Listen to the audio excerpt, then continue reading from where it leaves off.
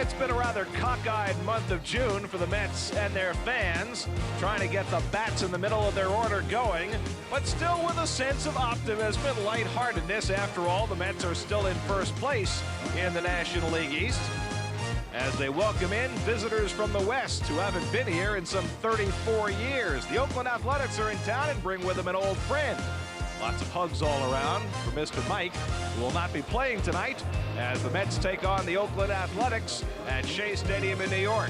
This Mets game on SNY is presented in high definition by IO Digital Cable, the leader in HD. The UC in HD. And a pleasant good evening, everybody, and welcome to Shea Stadium. Gary Cohen, Ron Darling with you. The first ever regular season visit of the Oakland Athletics to Shea Stadium, the start of a three-game weekend series. The Mets having lost 13 of their last 16, and as they try to get their ship righted, Tom Glavine tries to get himself pointed in the right direction. Glavine, over his last two starts, has given up 16 runs. Most runs he's ever given up in two straight starts in his career. So the question is, what's going wrong? Well, he needs to pitch more like an ace. And the thing about Glavine is that early in the games, he has not been getting that inside fastball. And when he does not get that inside pitch called by the umpires, then it's really hard for him to start sequencing pitching. Sequencing pitching by pitching inside out, sometimes going with a changeup down and in. And if he gets those pitches called, then he's allowed to get away with a mistake occasionally on the outside part of the plate. All the mistakes he's made so far in these last two games, he is not getting away with. And as a result, he's been stuck on 295 wins over his last 5 starts. Hasn't won in over a month since beating the Yankees here at Shea Stadium on a Saturday afternoon. He'll be opposed by Lenny DiNardo, who started out his career in the Mets organization, pitched briefly for the Red Sox over the last few seasons, and is getting his 5th start tonight for the Athletics. Yeah, Lenny DiNardo has a little sinker, a little cutter, gets a lot of ground balls, 8 double plays in his last 5 games. DiNardo has been very good for the Mets, more of a 5-6 inning pitcher. Last time Oakland was in town, well, it was the World Series of 1973. The Mets were a magical team that season, won just 82 regular season games, beat the Reds in an upset in the LCS, and then went on to play a 7-game series with the A's. Boy, they were fantastic, headed by Seaver and Kuzman, of course, and Rusty Staub, who had a fantastic series, batting over 400. But the great stars of the Oakland A's with Reggie Jackson, Sal Bando, Joe Rudy, Kenny Holtzman in that group. Too much for the Mets that year. Mets went to Oakland for games 6 and 7, up 3-2, but it was the A's who celebrated that year, winning the finale 5-2 as they bested John Madlack. Rusty Staub, basically playing with one arm, had an amazing series for the Mets. Yeah, Rusty Staub was just great for the Mets that year. And the Mets this year are hoping that losing 6 consecutive series like the 73 team did can still make it to the World Series. So the Mets hoping a little history repeats itself as they take on the A's here at Shea Stadium. Start of a 3-game weekend series. All the action coming up right here on SNY.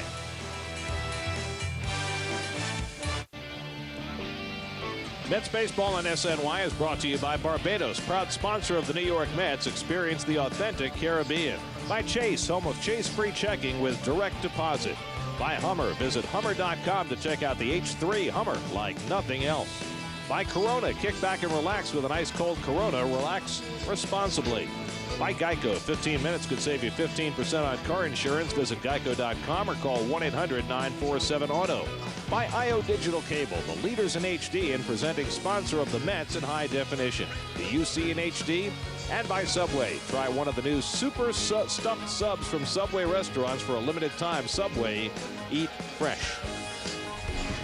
This year, when you can't be home to watch your Mets on SNY or CW11, check out MLB.tv. Watch every out-of-market Mets game live.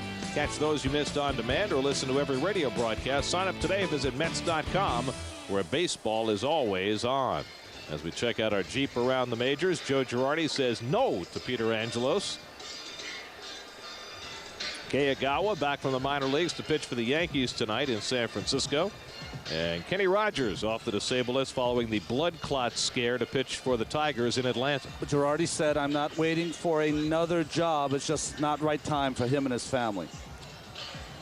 So Girardi will stick around for perhaps another offer down the road. Tom Glavine, meanwhile, tries to get his losing streak turned around, looking for, again, for win number 296 in his career, trying to get a little closer to Tom Terrific. More images of the 1973 World Series. Last time the Oakland Athletics were here at Shea. Well, they're back for more without Reggie. First pitch coming up.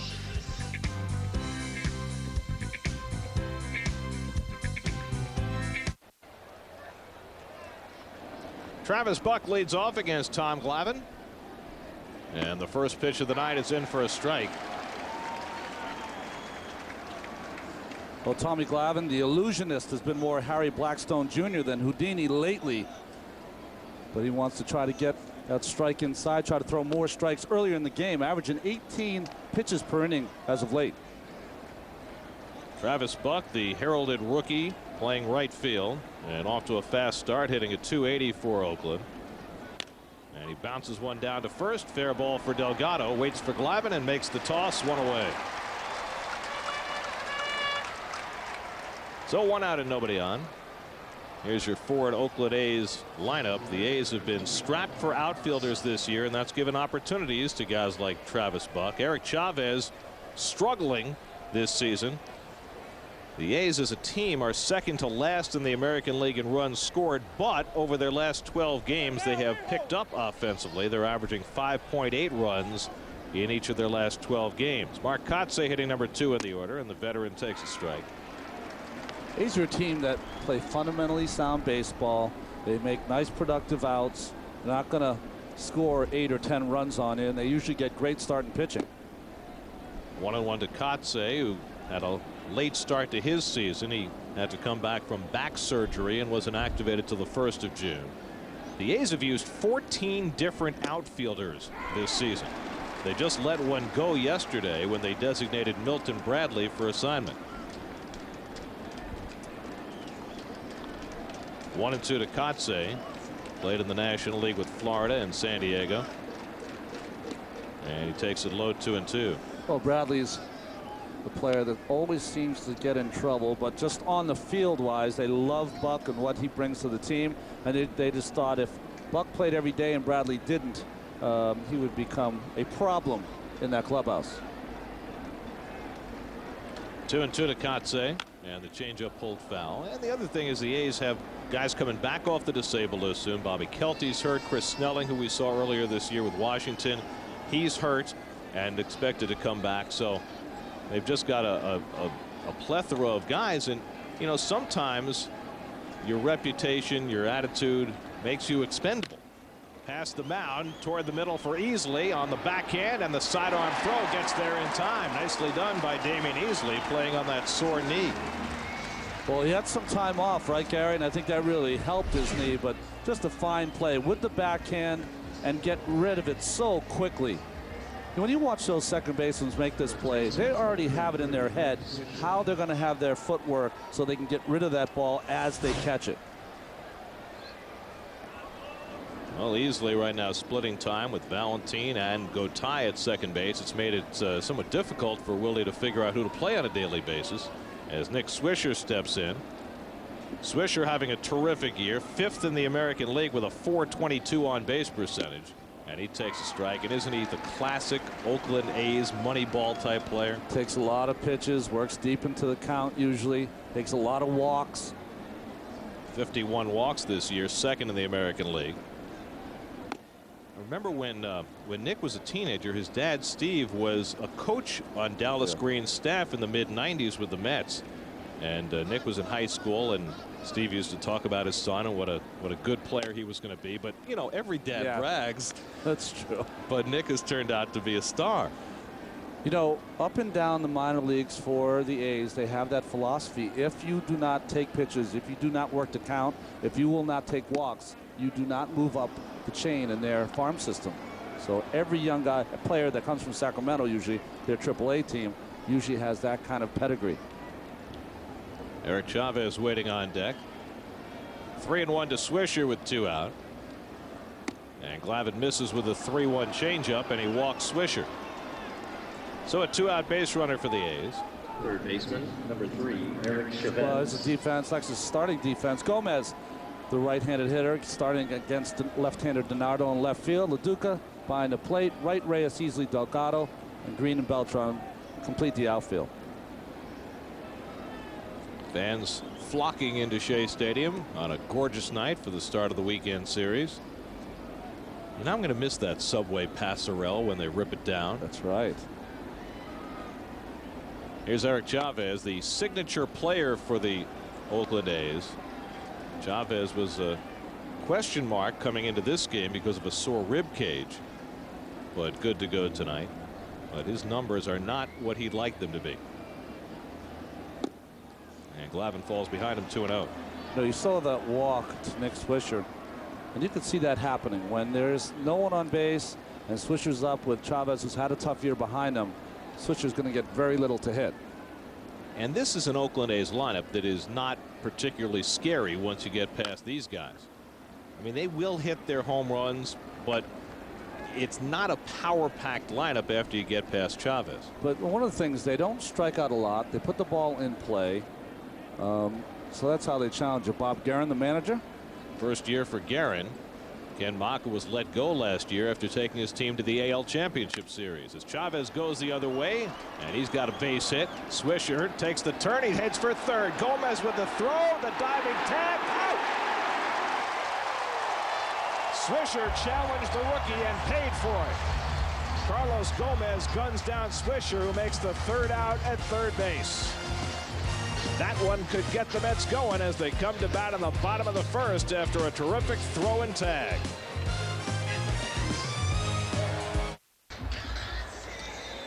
Here's your Geico Mets lineup tonight. Carlos Beltran coming off a 3-hit game on Wednesday. David Wright trying to keep his hot ways going. Jose Reyes continues to be among the league leaders on base percentage.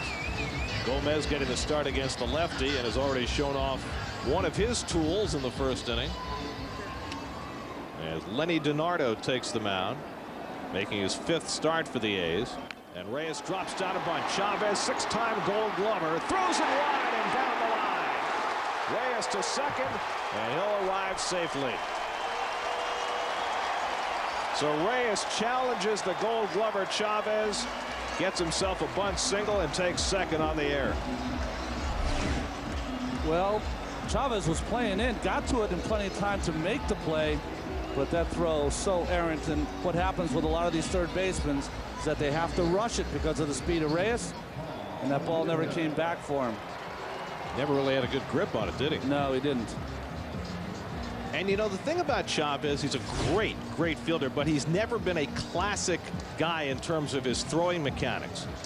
Yeah, he really is one of those guys that throws from the side, and he doesn't have that great gun that you see all third basemen have. So the Mets trying to get an early run. They're pitching in against LaDuca, thinking he might bunt, and he thinks about one and actually fouls it off. Well, we don't know how effective it will be, but it's nice to see this energy right off the bat from the Mets. As you see the numbers of Lenny DiNardo, 3rd-round pick out of Stetson University for the Mets in 2001. Went to the Red Sox on Rule 5, and now here with the Oakland A's. He had appeared in 22 games with the 04 world champion Red Sox. DiNardo played at 4 different levels in the Mets farm system. Got as high as Double-A Binghamton in 03 before the Mets lost him. Takes a look at Reyes, who's stolen 38 bases this year. LaDuca hitting at .295. He's been the Mets' best hitter against lefties all year, hitting .379 against left-handers. The base hit for Reyes gives him a 12-game hitting streak. Pull foul, and it's 0-2 to LaDuca. Ball wearing that heavier protective device on his elbow and triceps after getting drilled there earlier in the week. Hopefully his left arm won't fall off like his bobblehead did the other day. Goes the other way and drives it to right. Buck in front of it, and Reyes will have to hold it second.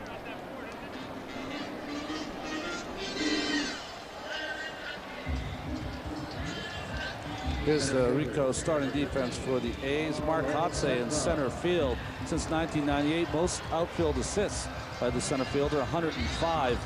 Kendall, of course, plays in just about every game. And last year, the Oakland A's set a franchise record with only 84 errors.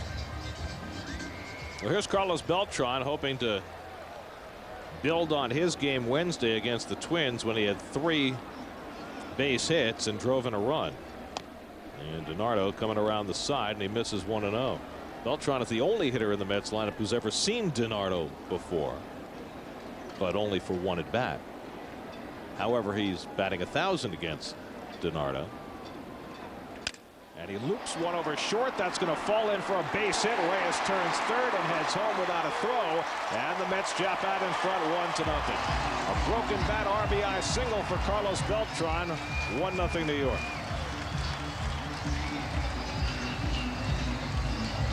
Well, that's a good sign. All the right-handed hitters, when they're getting jammed, that's a good thing. It means they're staying behind the baseball because they're so strong, Beltran included, that even if they get jammed, they can loop this into the outfield. Falls in front of Kotze. And nice read by Jose Reyes. Well, the Mets, even during this losing streak, have been making a habit of scoring first. What they've had a problem doing is A, tacking on, and B, holding on. Here's David Wright, and he takes the pitch low. Well, we saw a little picture there of Tom Glavine. He gave back 3 different leads against the Yankees and now has another lead here early in the game against the A's.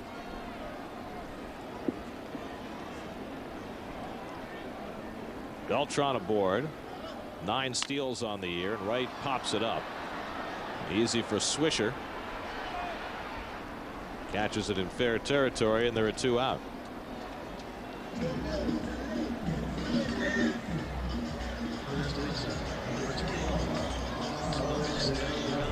Well, this is a fastball in by DiNardo. It doesn't throw very hard, but a little cutter.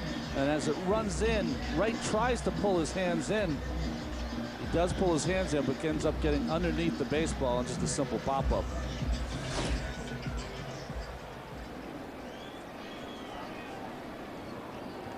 You know, Gary, 3 different times this month also as the Mets struggle in June. They've won the first game of the series and have lost the series. That's another thing, getting ahead and not being able to close the deal. Well, here's Delgado. 0 for 9, 7 for 43 as he continues to go in fits and starts.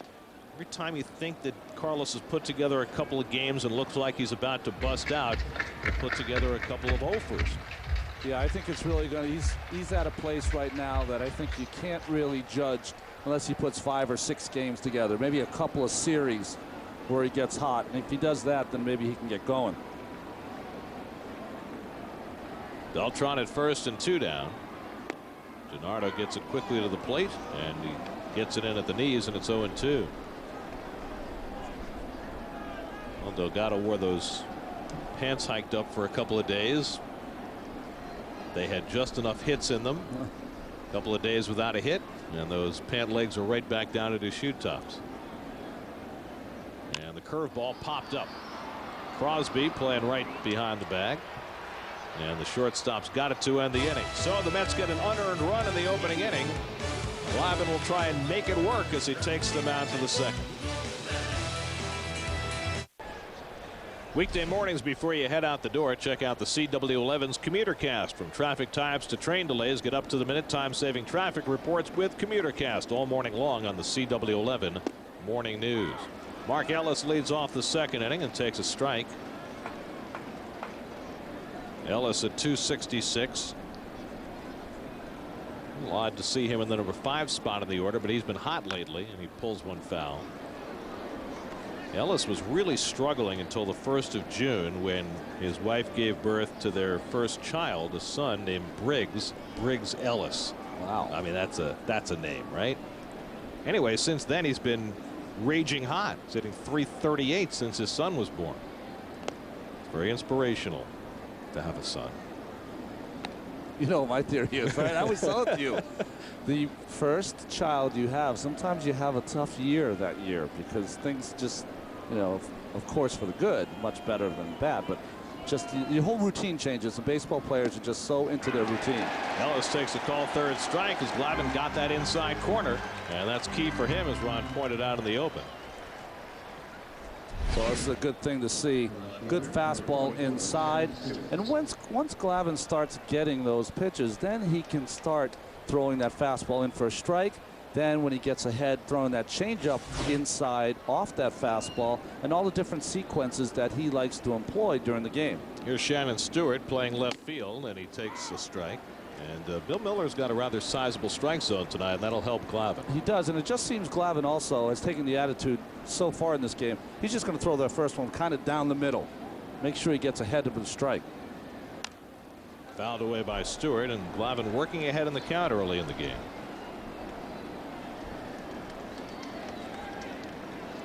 Well, his first 10 starts, he was averaging just a little over 16 pitches per inning. Now 18 in the last 5. That's too many. Working ahead 0-2, and Stewart takes away. And why is it too many? He's supposed to be around 14 or 15. So let's say it's 14. That's 4 more pitches times 6. That's 24. That takes at least a whole inning and a half away from him. 25 pitches with 1 out in the second. In the air to deep left field. Back goes Gomez, looking up, and it's out of here. Shannon Stewart with his 4th home run of the year, and he crushed that ball to tie up the ball game. And so it happens again for Glavine. Given a lead, gives it right back.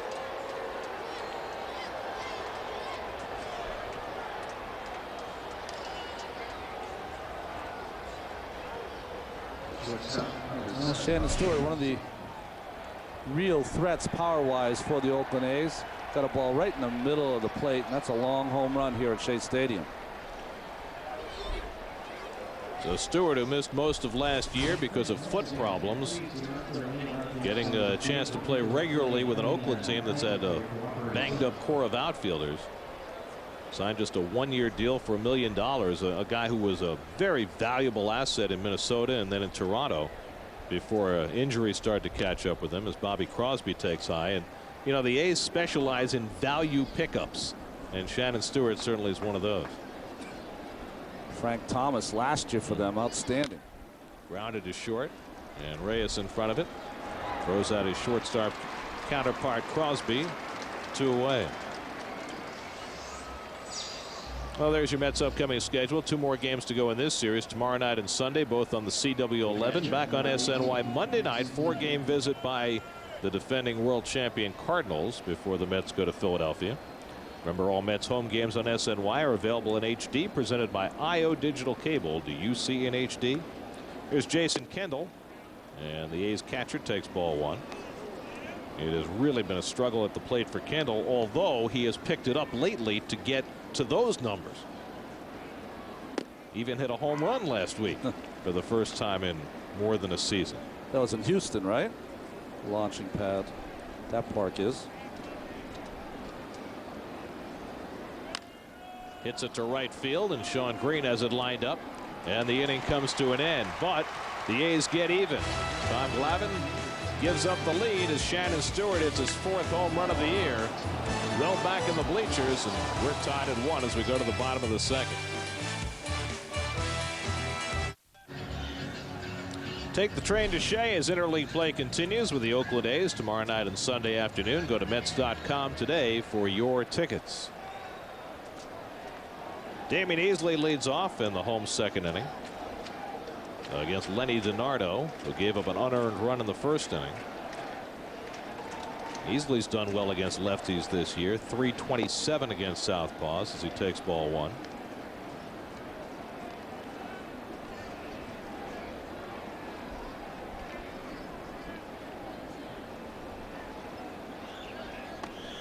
And DiNardo falls behind 2-0.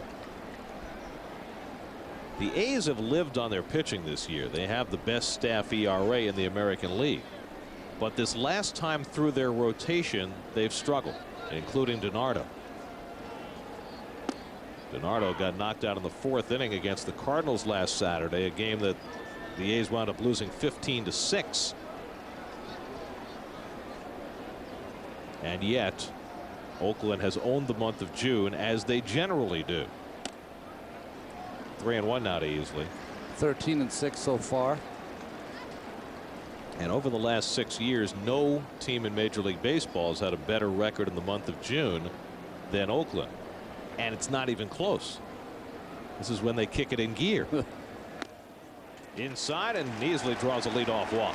So the Mets have the leadoff man on for the 2nd straight inning. Well, there's Mike Piazza. We weren't even expecting to see Mike. We were figuring he was going to be on a rehab assignment in Sacramento, but he has made the trip and has not yet started his rehab outing, trying to get his arm in shape first. Mike has been DHing this year, but his role when he comes back now, they say, will change As Shawn Green stands in and takes a strike. And part of it is because of the slow start that Kendall has gotten off to. Plus, Jack Cust has played great for the A's. He's been their primary DH with Piazza out, and Cust has already hit 10 home runs in a little over a month. Green takes inside. So Mike is going to be asked to be at least a part-time catcher when he returns, which is somewhat surprising. He thought his catching days had ended after leaving the National League, playing in San Diego last year. It's just a shame because Mike had such a thrilling homecoming to Shea last year as a Padre, and not able to participate this year, coming back to Shea as an A. He looked great in batting practice. Hit a few balls, of course, into the bullpen. 1-2 to Green, who struggled against lefties, and he pulls that one, but Ellis has got it. Might be two. Crosby with the turn and the double play. 4-6-3.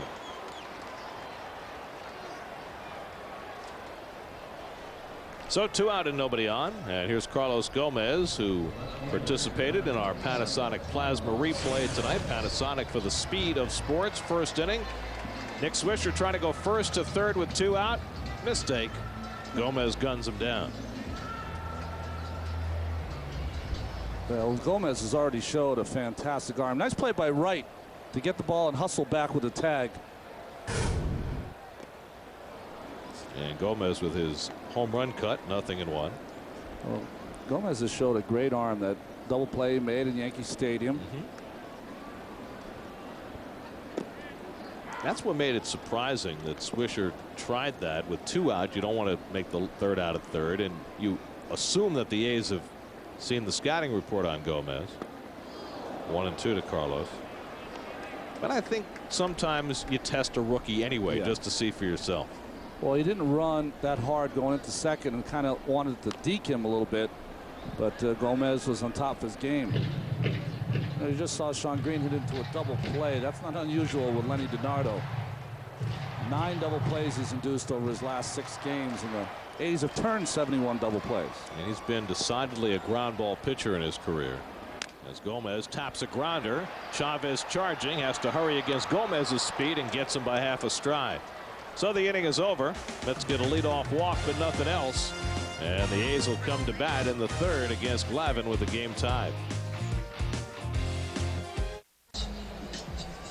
Time for the Toyota text poll of the game. Tonight's question: should the 600 home run hitter Sammy Sosa be elected to the Hall of Fame? You only get 2 choices, A and B, yes and no. Lenny DiNardo takes a strike. Text your response to 57508 or visit sny.tv to enter. Remember, stay tuned for the results later on tonight. DiNardo, 3 career at bats, 1 hit. That'll put you in the Hall of Fame, hitting .333. 1-1 to Lenny, who grew up in Florida and went to college in Florida at Stetson before the Mets drafted him in 01.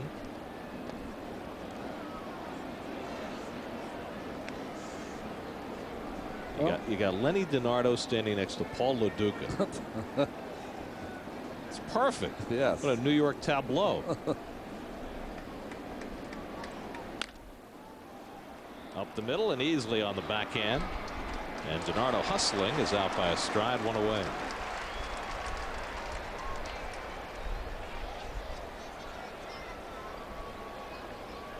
It's been a beautiful day in New York today. By the way, I don't know how much of it you got to watch, but Kevin Burkhardt and Dave Gallagher last night on the Brooklyn Cyclones game, simply outstanding, despite miserable weather conditions. Yeah, I heard it was a short night, huh? Well, it was a long night. I know, I'm kidding. I'm kidding. Tried the nightmare. 2 rain delays, and I'm told, I haven't seen it firsthand, but I'm told that the broadcast booth at Keyspan Park is open to the elements. And they got soaked the second time it rained. Travis Buck takes the change up, and it's 1-1. Well, Kevin, as they say in baseball, hang with them. Well, he did. He did a magnificent job. And Buck with the tapper, easily coming in. Easily boots it, and Buck is aboard. Well, after making a couple of difficult plays. Easily can't handle that slow ground ball. And Buck is on. Well, Buck has pretty good speed. It looks like Easy was just trying to rush it a little. Hits him right in the heel of the glove. And that play right there, Damon Easley makes 99 times out of 100. Fourth error of the year for Easley, the 35th for the Mets, their second fewest in the National League. So Buck and his locks are aboard. Here's Kotze, who hit one to Easley, who made a terrific play in the first inning, and he hits one to center field. Beltran right there waiting, and there are 2 out. Buck back to first with 2 away. By the way, the wind tonight is blowing a gale out to right field. As usual, you can't tell from the center field flag, but the flags at the see, that one's going right to left. Yeah, that's not the way the wind is blowing. The flags at the top of the stadium, they are just stiffened, blowing out toward right field. A little cooler day here in the summer in New York. Wind blowing so hard it ripped the flag. Jeez. So here's Nick Swisher, who walked and then made that base running mistake in the first inning, thrown out by Gomez at third.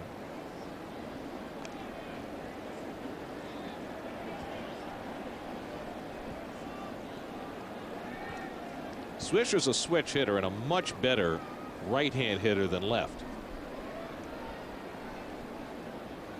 In fact, he's hitting .377 this year from this side of the plate. Although it's an open stance, it reminds me a little bit of Jeff Bagwell in the way he kind of sits and squats down. And Glavine falls behind him again, 2-0. Swisher's played mostly in the outfield this year, but playing first base tonight. Dan Johnson has gotten most of the time at first. A, he's a left-hand hitter, and B, he hasn't hit a whole lot this year. So Swisher may get more time at first as their outfielders get healthy. And the changeup misses, and Glavine's behind 3-0. And this would appear to be the one guy in the lineup that Glavine just doesn't want to give in to. Not a bad pitch count if he can get an out right here.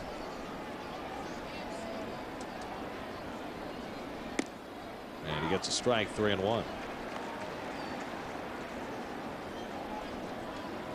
The Mets have only played one other regular season series with the A's. That was 2 years ago in Oakland, and the Mets got swept out there. Glavine faced Joe Blanton in the first game of that series, and Blanton shut the Mets out. The Mets will see Blanton tomorrow in game 2 of this series, and he's been pitching very well.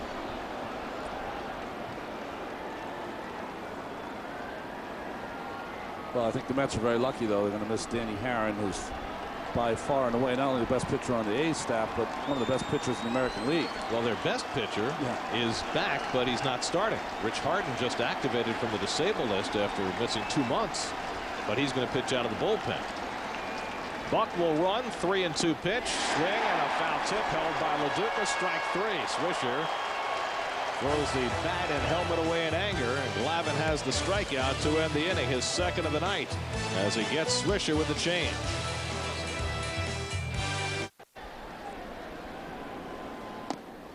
Tom Glavine leads off in the home third inning and takes a strike from Lenny DiNardo. Glavine's had a good year with the bat, hitting at .292. Tommy right now has the longest streak in the National League of at-bats without a home run. 736. Drives that one though to left center field. Kotze won't be able to cut it off, and Glavine's got an extra base hit. A leadoff double for Tom Glavine. Well, he's gone 737 at-bats without a home run, but he'll take that. He had just one extra base hit all of last year. One of the great things, one of the reasons that he's always been such a good hitter in his career is that Tommy Glavine does not go for the home run or pop the ball up. He just tries to hit little line drives around the ballpark, and that one so well placed, scooted on that grass to the wall. By the way, his only home run came in 1995 off John Smiley, off the left-hander. Tough left-hander too. Here's Jose Reyes. And he drops the bunt down again. Chavez will get the out, but the sacrifice successful, moving Glavine over to third.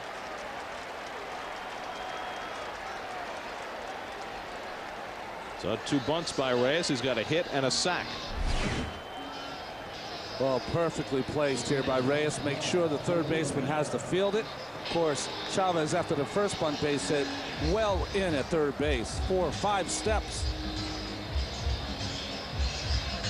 Nice bunt by Reyes to get Tommy Glavine in scoring position. Interestingly, Bob Guerin's going to bring his infield in here.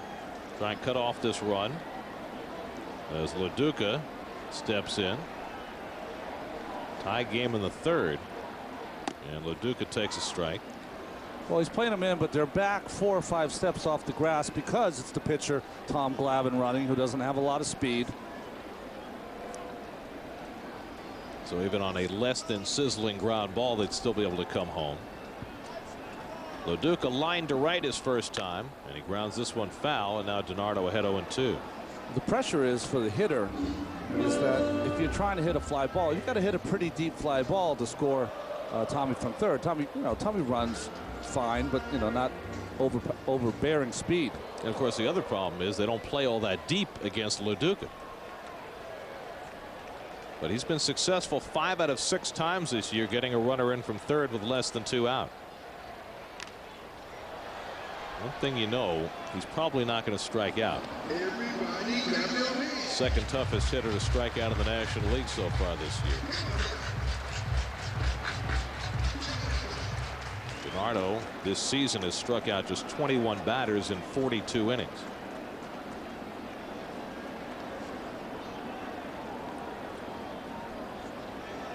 And the 0-2 curve hit to center field. That's deep enough to get Glavine home. Maybe more. Kotze staggers but makes the catch. And Glavine can walk on in with the lead run. So Glavine's double. Reyes' sacrifice and LaDuca's sacrifice fly produce a run to put the Mets up 2-1. Well, I love the type of baseball that the Mets are playing early in this game. Decide maybe the runs aren't going to come for a while longer, so playing a little small ball and getting a run is LaDuca. And now Glavine can go sit down and try and figure out how to hold the lead as Beltran takes ball 1. Beltran drove in the first Met run with a broken bat single. His 40th run batted into the year. And he pulls this one down to third. Chavez with the long throw. Low, but handled by Swisher to retire the side. But the Mets put together a run. Good execution, and LaDuca drives it in to put the Mets up 2-1.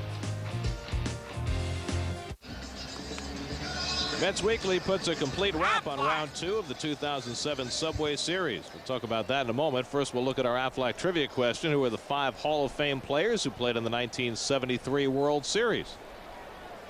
Well, there are 5 in the Hall of Fame, and maybe some more who should be. As Eric Chavez takes ball 1, and I'd start with Rusty, who to me should be in the Hall of Fame. Yeah. Eric Chavez single to left center his first time up. And he takes the changeup wide 2-0. It was kind of funny. I was watching a game this winter with my son, an old Met game in the 88 or 89 season, and Rusty was doing color commentary. Oh, I didn't know he did that for a long time. Pulled through the hole and a base hit for Chavez, who's 2 for 2. And so the A's have the leadoff man on for the first time. Yeah, Rusty and Fran were together for a number of years doing the games Second baseman on Mark Sports Ellis. Channel. How oblivious was I that I didn't know he was doing the games? That's crazy. Here's Mark Ellis, who took a call third strike his first time up. Well, you were a player. That didn't matter. Yeah, and you didn't go in the clubhouse much and watch or listen to the announcers. You just stayed on the bench. Ellis takes the fastball high. I think when you're down there, yeah, you should never be concerned about what's going on up here. So true. Tough enough down there.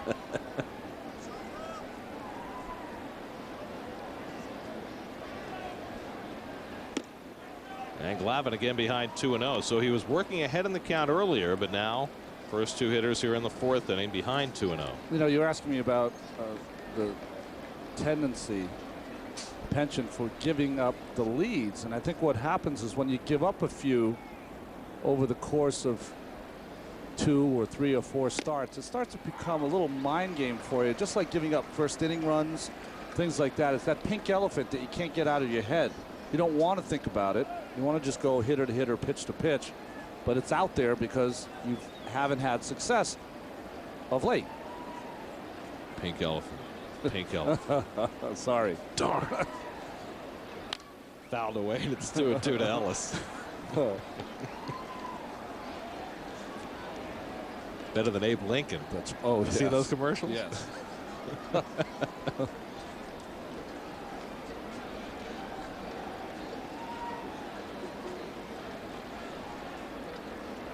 Glavine trying to hold a 2-1 lead.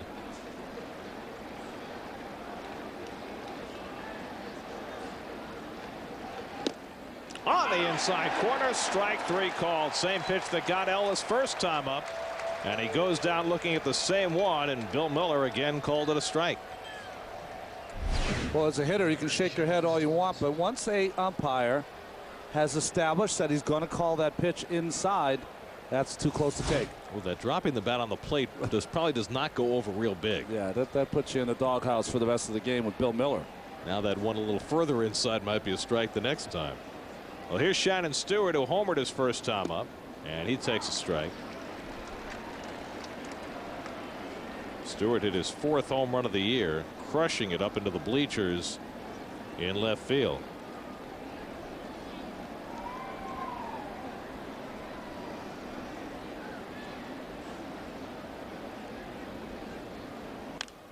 One thing I noticed tonight with Glavine on the mound, with the right-hand hitters up, it seems as though David Wright is playing closer to the line on a regular basis than he normally does. Yeah, I think that's a smart move too, because Tommy doesn't throw as hard, and plus he throws a lot of changeups down and in. Changeups down and in are only going to be pulled down that line. A changeup away, and it's 1-2. You know, it depends on what games you're playing in. I remember pitching against the Texas Rangers. They had a great big hitter, Juan Gonzalez, who's been in the news recently. But the only way I could get him out is I used to throw sinkers down and in, and he would hit 100-mile-an-hour ground balls down the line at third base. Lined over short, and a base hit for Stewart. Chavez stops at second. Not going to challenge Gomez again. And the A's have 2 men on, so Stewart is 2 for 2. And finish that story really quickly is Juan Gonzalez would always pull the ball down the line. So we had a third baseman, Carney Lancer, and I had just said to him before the game, I said, listen, I can't get this guy out if I throw anything over the outside part of the plate, so I'm going to throw sinkers down and in, but play as deep as you can because it's going to be coming. And he did. He had 3 ground balls that day to him. Carney did fine with that, I'm sure. Yeah, he did. So 2 aboard for Bobby Crosby, who grounded to short his first time up, and he takes the changeup outside.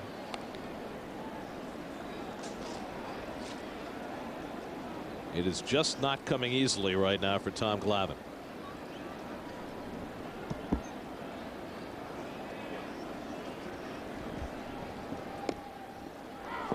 One and one to Crosby. Glavine has not had a 1-2-3 inning in either of his last 2 starts or so far tonight. I mean, you've got to have one of those every now and again just to take the pressure off. Or you have to have the hitters hitting to some double plays occasionally. He'd love one right now with Crosby up, but he can't get him to chase that sinker, and it's 2-1. Well, last time up, Crosby hit a changeup, grounded out to Reyes. Glavine could sure use that now.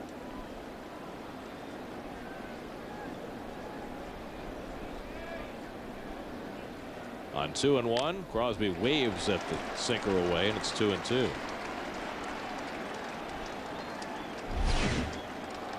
Well, Crosby's way off the plate. And you can see that he cannot reach that ball as it runs away from him. Big spot for Glavine here, just to try and hold the lead.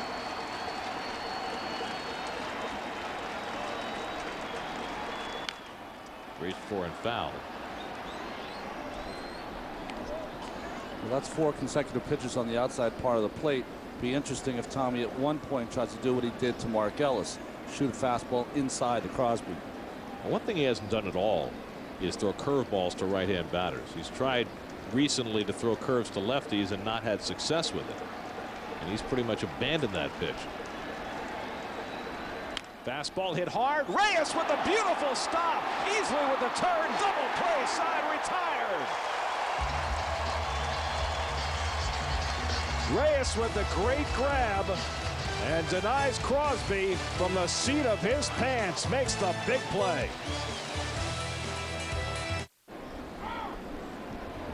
David Wright takes a strike, leading off in the home 4th inning.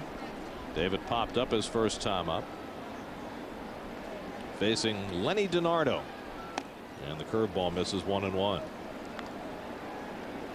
Well, you talk about getting the right play at the right time. Tom Glavine just did. Wright pops it up again, and Swisher over near the stands, the wind blowing it that way and out of his reach. Well, Reyes just made a superb play to start that inning-ending double play. From the seat of his pants. This was a bullet hit by Crosby. One hop, made a save like a hockey goalie. Over to Easley and on for the double play. What a beautiful play by Reyes, who just gets better and better with his defense. And you know what I loved about that, Ronnie? The 1-2 to right inside. Once he made the stop, he took his time. He knew that with that ball hit that hard, he had plenty of time and no reason to rush the throw. And I think that's one of the things that he's gotten so much better at. There is no panic in his defensive game. He knows who's running. He knows how much time he has. I mean, when's the last time you saw him make a wrong throw to second base? Forever. Well, he may not win the Gold Glove as long as Omar Vizquel's around, but it's in his future. Curveball tapped to third. Chavez waits on the hop and throws out right. One away. Well, we mentioned it earlier. Mets Weekly puts a complete wrap on round 2 of the 2007 Subway Series, plus a look at Roger Clemens and his interesting history against the Mets. It's an all-new Mets Weekly, Saturday at 12:30, exclusively on SNY. Here's Delgado, popped up to short his first time up. 2-1 New York as the Mets bat in the 4th, and Delgado up the middle has himself a base hit. So Delgado, who had been hitless in his last 10 at bats, found the right spot with Ellis playing over toward the hole. The second baseman, Indian Easley. Well, time to check in with the voice of the Cyclones. Kevin Burkhardt, how are you? I see you've cashed that check I sent you. Very nice. You know, Scott's showing away. We talked about this in spring training. He had testicular cancer when he was 19 years old, found out at a routine physical when he was going out for the Duke baseball team. And so the Shawn Kimmerling Foundation and the Mets tomorrow, basically making it aware of Testicular Cancer Awareness Day. And he's, of course, promoting it very heavily. And I think the thing that he brought up to me, which I found most interesting, and it's true, is that a lot of people don't realize that you could self-examine yourself when it comes to things like this. He says, hey, the numbers prove it. If you find this early enough, it's very easy to detect, and the live rate, of course, is great. So he's really making a concerted effort there to get that word out and just to check, go for physicals, things like that.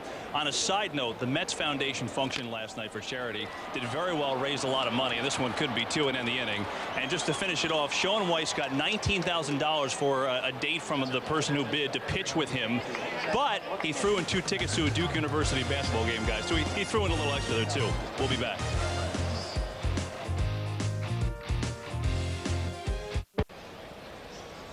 Let's answer our Aflac trivia question. 1973 World Series, Mets and A's, 5 Hall of Famers. Let's see, Seaver, Reggie, Catfish. Fingers.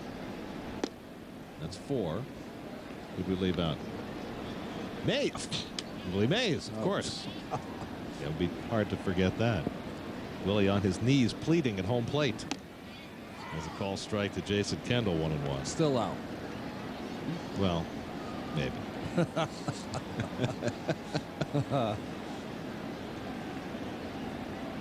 Kendall lifts one to center field, easy for Beltran, and 1 down in the 5th inning. Time for a City Baseball Night in New York update. Let's check in with Matt Yaloff. All right, thanks a lot, Gary. Twins and Marlins. This is Boof Bonser facing Dan Uggla. Uggla beats him with his 14th home run of the year. It is now 3-2 Marlins in the bottom of the fourth. See more on Geico Sports Night. Uggla beats the Boof. Sounds like a sitcom. That's right. It's a call strike to Lenny DiNardo. Or an animated series, one or the other. But, boy, no sophomore jinx for Uggla, huh? 14 home runs? Well, you know, he got off to a slow start this year, but he has really found himself the last month or so. 1-1 to DiNardo, and here come the Marlins, just 4.5 behind the Mets, as you know, the Mets have held the lead through this rough stretch in June, but everybody else has gone a whole lot closer. Well, just really the opposite of 06 season, because they were able to last year at this time of the year make a big run and distance themselves from everyone. This year they brought everyone back in the race. Braves are playing the Tigers tonight. John Smoltz against Kenny Rogers. No score in the bottom of the third. Good breaking ball by Glavine, and he gets DiNardo. Fourth strikeout for Glavine, who hasn't had more than 5 in a game this year. So it's been a good night for Tommy. Other than the home run ball to Shannon Stewart, he's had a couple of nice defensive plays made behind him. I love the 5th inning at Shea because they always play Be My Baby by the Ronettes. And my mom was 16 when I was born, so she was still a young girl when I went to school and knew about music or whatever. So that is a song that she played over and over in our house. So it always makes me think of her in the 5th inning.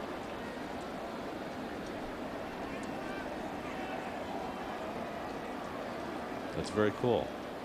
It's different, right? I mean, you're 22 years old. I was in the 1st grade. My mom was. Travis Buck takes outside, and it's 1-1.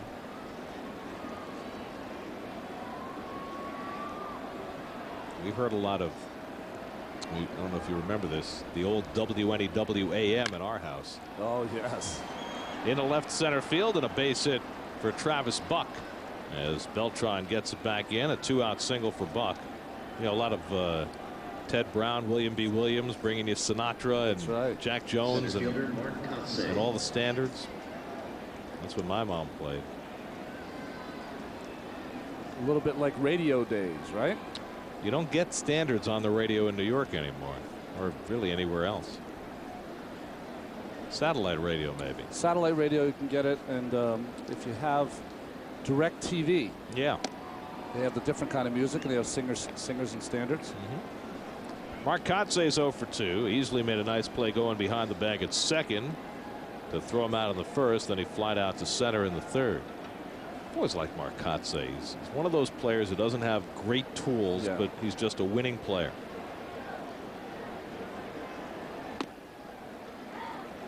He's been around for 10 plus years now. Started out in Florida, came out of college, and he was as good a pitcher as he was a hitter at Cal State Fullerton.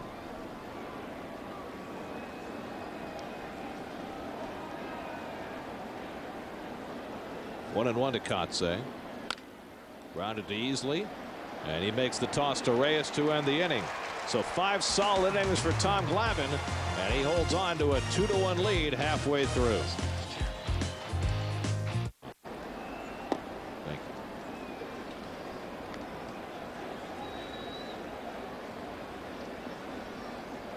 Home 5th inning, Shawn Green leads off against Lenny DiNardo. And a strike called. 1-1 to Green, who bounced into a double play his first time up.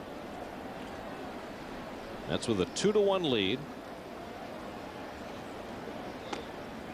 as they try and beat a left-hander for the first time in ages.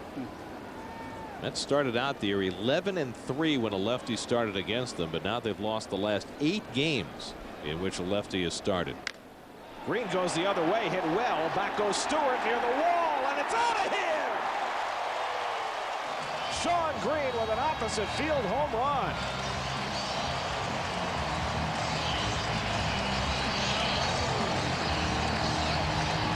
For Shawn Green, his 6th home run of the year, and the Mets now lead it 3-1.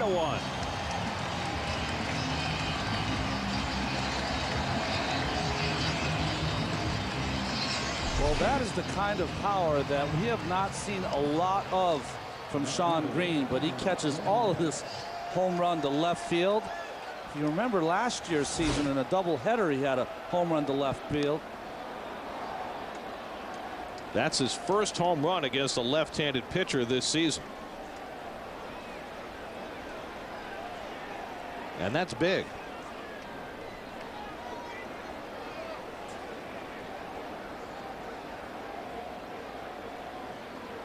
So Shawn with his 6th home run. Only the 2nd home run allowed by DiNardo this season as Gomez runs into the bunt. Foul ball or fair ball? It's a fair ball and he's out. Home plate umpire Bill Miller right on top of the call. The ball hit him in fair territory, and so he is retired, hit by his own batted ball. Give the put out to the catcher Kendall. That's the danger if you're trying to push the bunt up the first base line. If you do not get it out in front and you get it so it hits the bottom of the bat, it's going to come right back up and hit you. And Gomez is so quick that he's already out of the box. See, back leg was already out of the box by the time that ball hit him. Watch that back leg. There you go. So that's the first out of the inning. Now Tom Glavine, who doubled to left center his last time up, and he takes ball 1. Glavine now hitting .320 for the year on 8 for 25. His first extra base hit of the season. He had 1 double last year. And DiNardo working him tough. That's when the hitters on the bench were struggling a little bit. Start to get a little angry. It's not that easy. That's 5 hits tonight. And Glavine chops this one. And DiNardo has the play. And there are 2 out. So 2 out and nobody on. IO Digital Cable and SNY invite you to enter the Amazing Day at Shea sweepstakes. One winner will take the mound to throw out the first pitch on August 21st. To enter, go to doucnhd.com. Hey. Now that is an old-fashioned lens. An old shutterbug. Now I've never quite understood what is the purpose of the drape. I think it helps you see, doesn't it? Helps you see through the viewfinder. Through the viewfinder. Here's Reyes, who's bunted twice in this game, once for a hit and once for a sacrifice. He scored his 50th run of the season when he scored in the first inning.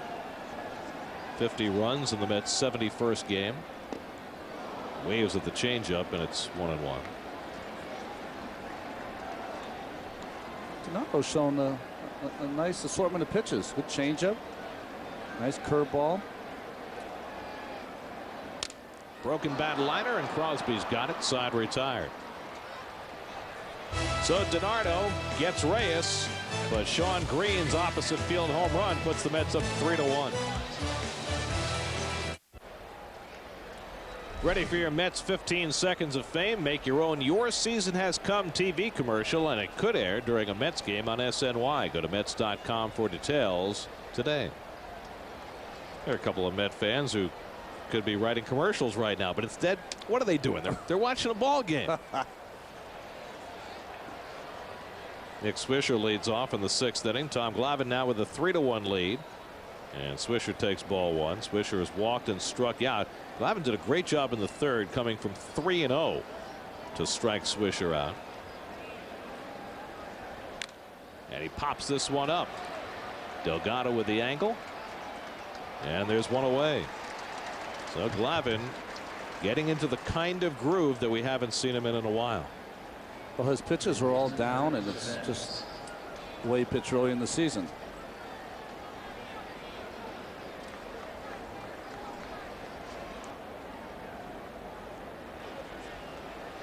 Here's Eric Chavez, who's 2 for 2. Single to left center, single to right. And he takes the fastball high. 4 times Eric Chavez has driven in 100 or more runs for the A's. But it's funny, he had a couple of 30-plus home run, 110 RBI type seasons. Then he signed a 6-year contract. And really, since he signed that deal, his production has been just a little diminished. Well, I'll tell you one of the reasons it's diminished, because they had a choice whether to sign Eric or to sign Miguel Tejada. They decided to sign Eric. Miguel Tejada went to the Baltimore Orioles, and he was a great protection for Chavez. Delgado fields the ground ball. Glavine gets over to cover, and there are 2 away. And isn't that how it ever is with these smaller market teams, that they have to make those kinds of choices in order to keep moving forward? That's why I see a lot of them give deals like we just saw recently in Minnesota. They give Joe Mauer a deal that takes him through arbitration, takes him into free agency, so they can try to keep them at least 7 or 8 years. And starting at maybe 21, 22, that takes them through most of their peak playing time. The amazing thing to me about Oakland, as Glavine takes on Mark Ellis, is that they lived off that big threesome they had in their starting rotation, Zito, Mulder, and Hudson, and they've managed to move along past that era, and last year win 93 games and win another division title. Well, one of the great things about, well, many great things about the former Met Billy Beane, I've known Billy a long time, is that they really do a great job of the people they sign in the offseason to fill their bench, and older outfielders or infielders to help them along. Case in point, Frank Thomas last year as a DH. Piazza was hitting fine in April till he got hurt. Shannon Stewart with the home run tonight. Matt Stairs. You can just go name after name after name. 3-0 to Ellis is taken for a strike, and with older pitchers too. I mean, they took on Esteban Loaiza when it looked like his star was falling, and he pitched very well for them last year. He's hurt this season. In the air to right, shallow. Green coming in, and he picks it off, and there's a 1-2-3 inning for Glavine. His first 1-2-3 inning in his last 3 starts, and it comes against the heart of the order. 3-1 New York.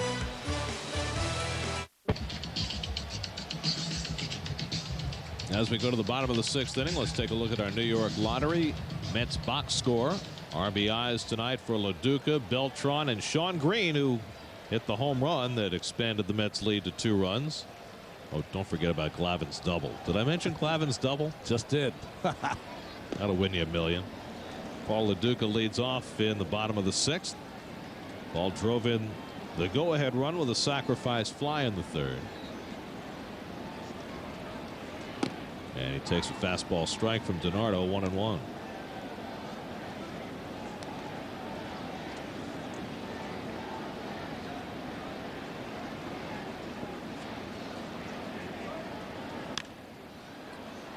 One and 2 to LaDuca. You know what I think's also helped Glavine a little bit in this game, just for the feel for it. The ace pitcher DiNardo is working nice and quickly, throwing strikes, and I think they've been going back and forth, and I think it's been a good thing for Tommy, instead of having those, should I say, American League innings where he's sitting there for a half hour or so. He's been able to keep his control much better with DiNardo working so quickly also. Grounded to short, and Crosby throws out LaDuca. Saying that game last Saturday, Yankee Stadium went a little little sluggishly. Yes. Let's go to the studio. Baseball Night in New York updated. Matt Yellow.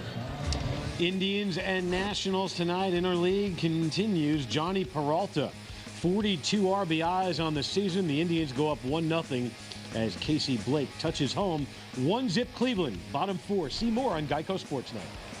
And the best pitcher you don't know about, Fausto Carmona, pitching tonight for the Indians. He's a guy that last year they tried to make into a stopper, a closer for them, and he just failed miserably, but now doing a great job starting. Tell you what, I really like that Cleveland team. Yes. They have put together an exciting young team. They've got enough pitching. That's going to be a great battle with them and the Tigers all year.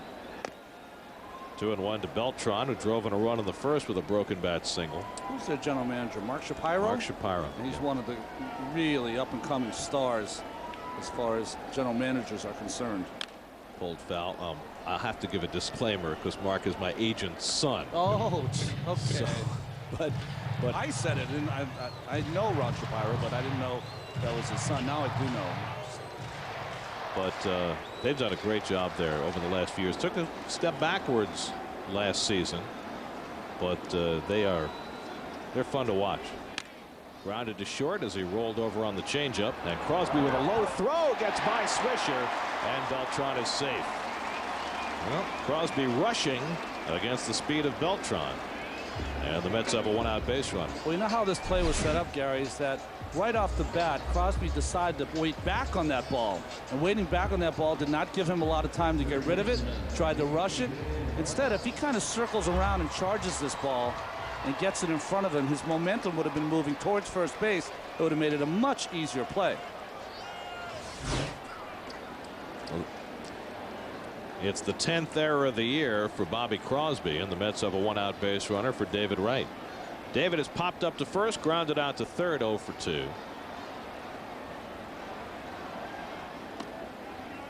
And the changeup misses 1-0.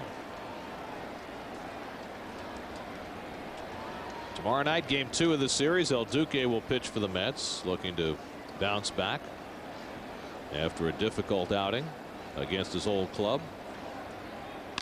Back past the mound.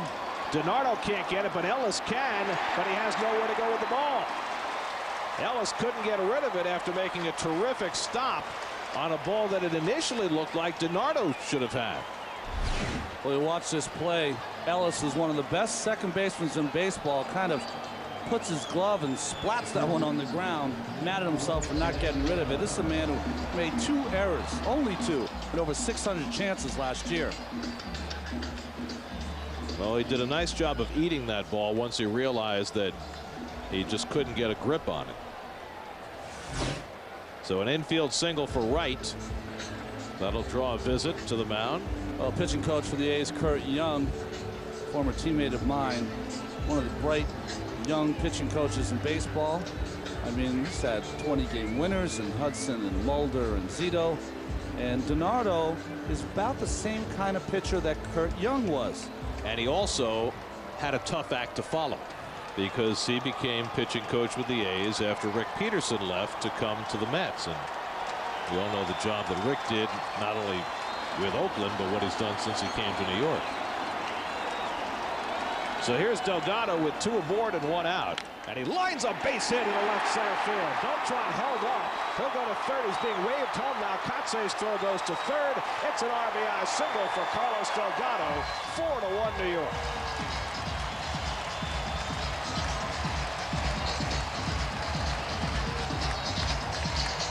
Well, Carlos Delgado's found the right holes in the shift tonight. This ball's hit sharply, though, right on the screws. And again, well placed here. Kotze, by the time he gets to it, good base running by Beltran. He had to freeze on the line drive, but then shows that great speed and scoring from second, even from. And that's going to be all for Lenny DiNardo as Bob Guerin makes his way out to the mound. So DiNardo, after pitching effectively for 5 1/3, will exit. The Mets with a 4-1 lead for Glavine. This call to the bullpen brought to you by Verizon. Switch to Verizon Fios. It's the most advanced fiber optic network straight to your home. Just steps from Shea Stadium, Friday, June 29th. It's a Mets Live on SNY viewing party at the Pine Restaurant of Queens. Join us for the game at 7 with food and drink specials, ticket giveaways, Hawaiian Tropic girls, and more. Hard-throwing Colby Lewis comes on to pitch for the A's to take on Damian Easley. Mets have a run home here in the 6th and lead 4-1. And Easley takes a strike. Well, Lewis, who's a starter in AAA Sacramento for the Oakland A's, has had a rough go of it lately. His last inning in 2/3, 6 hits and 5 earned runs. Colby Lewis, former #1 draft pick of the Texas Rangers. He was in spring training this year with the Washington Nationals. And you know how strapped the Nationals were for pitching this spring. Well, they released him. And Oakland signed him in late March. And he went to the minors and now trying to fill a spot in that bullpen. The A's have had some injuries to relief pitchers, particularly to their closer, Houston Street. 1-2 to Easley. Also, the setup man, Justin Dukeshire, also out. And so provided some opportunities for people like Lewis. Easley 0 for 1. He's walked and grounded into a double play.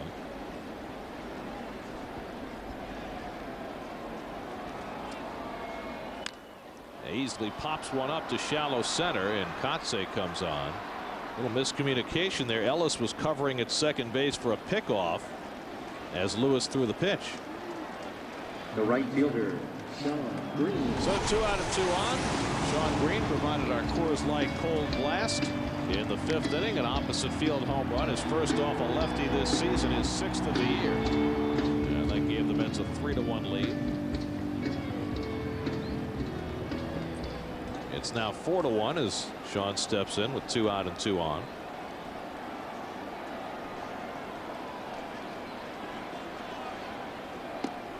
And he takes the breaking ball for a strike from Lewis.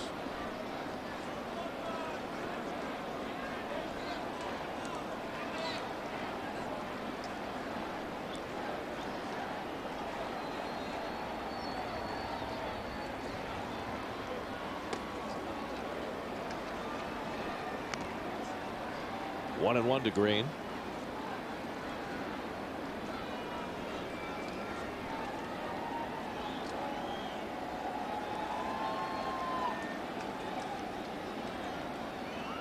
And Shawn fouls it off the fists.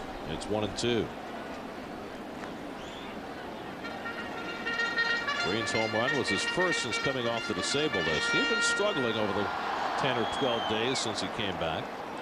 Tom Glavine now with a 3-run lead, and he has certainly pitched more like Tom Glavine tonight.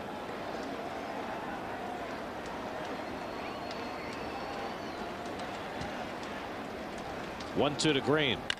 Line shot, deep right field, and unable to make the play is Buck. Right in to score, right behind him, Delgado. Green winds up at second. 2-run double for Shawn Green, and it's 6-1 New York. Well, Gary, you mentioned earlier the wind is really whipping in here, and that ball seemed to fool Buck in right field. Plays that could have been made by the A's, really determining this inning for the Mets.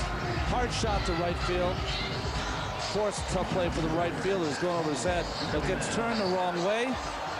Just when it looked like he had a beat on it, Travis Buck unable to make the play on that double by Green. Carlos Gomez will be intentionally walked to bring Glavine to the plate. So the Mets have scored 3 runs here in the 6th inning. It all began with the throwing error by Bobby Crosby. David Wright with an infield hit. Delgado drove in a run, and now Shawn Green, who has swung the bat better tonight than he has in any game since coming back from the disabled list. Remember, even the double play ball he hit was hit hard. Now a home run and a double, and he's driven in 3 runs. So there's the intentional walk to Gomez. The way Buck went back on that ball, it looked like he had it lined up, but he just had no idea where the ball was. I think the wind just, or whether it was knuckling or something, but it just totally fooled him at the end. Welcome to Shea, Travis. Yeah. So here's Glavine, who's already doubled tonight and scored a run. 2 out and 2 on. Glavine, the 8th man up in the inning. All the runs in this inning charged to Lenny DiNardo. The book now closed on him. And was a balk call? I believe it was. The second base umpire, Ed Montague, calls a balk. Well, Lewis just dropped the ball in more ways than one. That's on the rubber. That's a balk. As lined the other way, and Glavine has a base hit. In to score is Green. Gomez will score easily. It's a 2-run single for Tom Glavine. And the Mets are busted it open. It's 8-1 New York.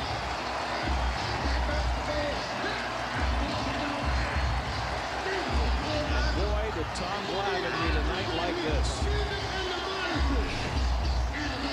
Well, twice now. Just nice hitting, going with the pitch after manager Bob Guerin decided to intentionally walk Carlos Gomez with Lewis against the right-handed hitting Gomez. And Glavine knowing enough to go right after Lewis after the balk. Here's Reyes, the 9th man up in the inning. You know, you get a pitcher in a place where he's a little discombobulated, and you take advantage. It's not like pitching in Oakland, I'll tell you that. This is New York City, a little tougher crowd. The great energy in the crowd tonight anyways because of the pitching of Glavine and the offense. Reyes, who knows all about balks, drives one to left center. Cote misjudged it, and it goes over his head. Glavine racing to third, hoping not to get lapped by Reyes. Glavine heading home. Reyes to third. Glavine is out at the plate. A terrific tag by Jason Kendall at the end of the play as Glavine tried to score from first on what has to be scored a double to Reyes. Big smile from Glavine, but quite a relay from Bobby Crosby. And Glavine out at the plate.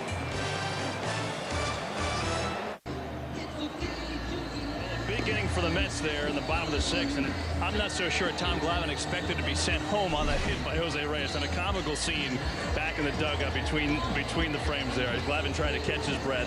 Franco waving the towel, trying to cool him down. He had to laugh with Paul LeDuc, and here comes Willie. Glavine said, "Yeah, I was out. Let me get a gumble there and I'll go back on the mound, Skip." It was just great. A lot of smiles, a lot of laughs, and you know what? Not only the 5-run inning, guys, but a moment like that to let the team exhale, I think they really needed it. Well, he got tagged on the arm there right before he crossed home plate. And now the question is, with a 7-run lead, it doesn't matter quite as much, but you wonder, can he get himself together in 87 pitches and now 270 feet of hard running? Can he get himself together and continue to pitch? I think he'll be fine. I think he's a pro. You know, he does his work in between starts. You do your work as a National League pitcher. You're running and your bike and all that kind of stuff for moments like this. Shannon Stewart leads off and takes a strike. By the way, a couple of quirky scoring rules come into play in that 5-run 6th inning for the Mets. First thing is Reyes cannot get credit for a triple because Glavine was thrown out at the plate, even though Reyes had already arrived at third before Glavine was tagged out. By rule, it has to be a double. So he does not get his 9th triple of the year. Instead, he gets his 15th double. The other thing is that because of the error by Crosby that started the rally, all the runs in the inning are unearned against the Oakland team. However, the last 2 runs that get charged to the relief pitcher, Colby Lewis, are earned against his record because the error occurred before he came into the game. The error that affected the earned or unearned status of the runs. Got all that? I got it. Stewart loses the bat and Glavine makes the play. The bat wound up in the stands. Tommy now with a huge lead, and at some point he ran hard right from the start. It was just a nice play by Oakland in getting that ball into Crosby. And sometimes you try to turn it up a notch, no notch to go to. I'll tell you what, for a 41-year-old pitcher, that was great. He did pretty well. Crosby takes ball 1. I mean, there are a few guys on this team he might be able to outrun. Well, exactly. You saw yesterday's ball game. Roger Clemens had to run out. Oh, and Glavine with a good reaction. So after running the bases hard, he's forced to make 2 plays in the field, and this one required reflexes. Well, always in that perfect position, fielding position. For you pitchers out there, remember, the closest person to the batter is not the hot corner at third base. It is the pitcher, and he ends up about 55 feet away. Here, Toyota out-of-town scoreboard. Kenny Rogers, John Smoltz matching zeros. Rogers right off the disabled list. The Marlins leading the Twins in the 7th. As Jason Kendall takes a strike. Phillies and Cardinals playing the lone National League game. The young Mr. Reyes still looking for his first win of the year for St. Louis. To center field, and Beltran right there waiting for it. And Glavine, after his jaunt around the bases, puts up a 1-2-3 inning. Took him just 8 pitches to do it. Quite a night for Glavine and the Mets. They're up 8-1. Now time for the results to our Toyota text poll of the game. We asked, should Sammy Sosa be elected to the Hall of Fame? And you said, wow, look at that. Wow.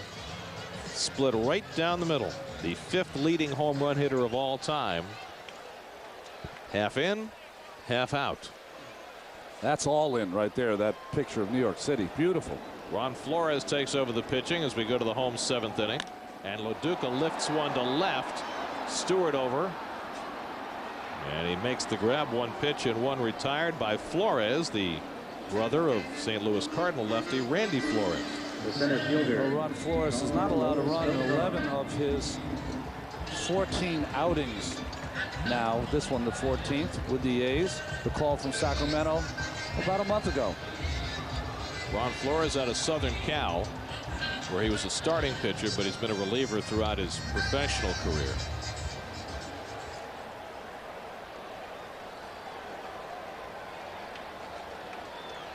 Here's Beltran batting right-handed for the entirety of this game, and he's gone 1 for 3. Remember early in the season, Beltran was hitting over 500 as a right-hand batter. He has cooled down from this side, but the last couple of days he has swung the bat much better. And that's probably one of the reasons that the record against the left-handers has gone downhill for the Mets, because both Beltran and Reyes, their numbers were out of this world early in the season. And of course, losing Moises Alou didn't help either. In the air to deep left field. Forget that one. That is long, long gone. Beltran crushes one deep into the bleachers. His 10th home run of the year. His 3rd as a right-hand batter. And the Mets are pouring it on.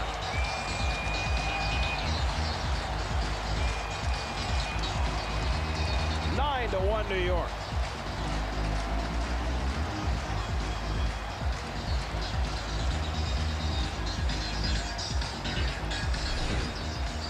Well, the Mets, have they come back after that off day yesterday, or what?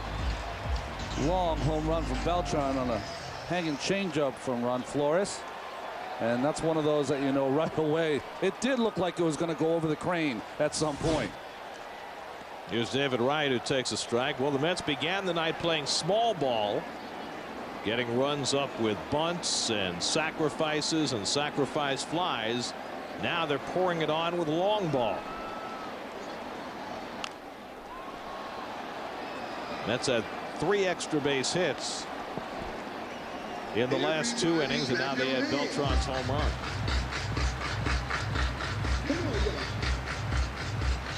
Pedro Feliciano is up. Glavine has thrown 95 pitches and done a lot of running, so he may be done. 1 and 2 to right. Well, that have to feel good for Beltran, who looks like he's pointed in the right direction, not only with his swing now, but with his legs as well. And maybe they're related. 2 and 2 to right. It's funny because the day that Carlos said he was not going to talk about his leg anymore was the day it looked like he was running full speed. And all of a sudden his bat has followed.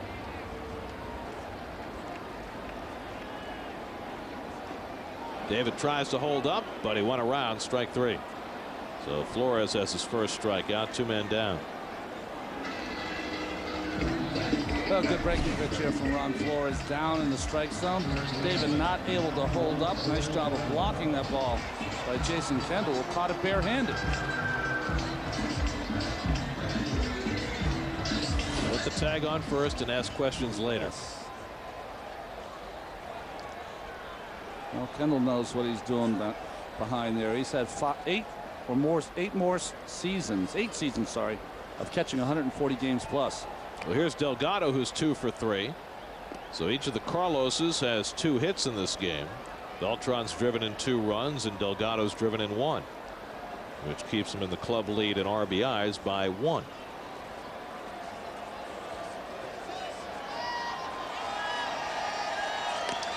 High breaking ball, and it's 1-1.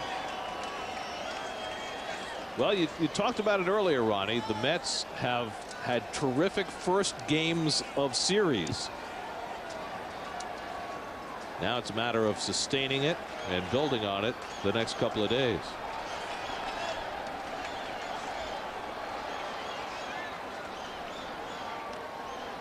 One and 2 to Delgado. Who they got? Joe Blanton pitching for the Oakland Athletics tomorrow. Very accomplished right-hander. Well, the Mets and A's, the 2 best in baseball in series openers.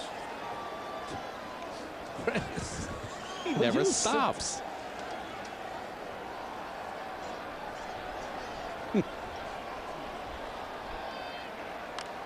Well, he had a day off.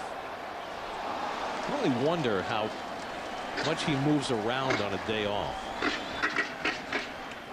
Doesn't have to go out there and play 9 innings in the field and run hard. He's got all that energy stored up. Someday we're going to have to ask his family what it was like raising him.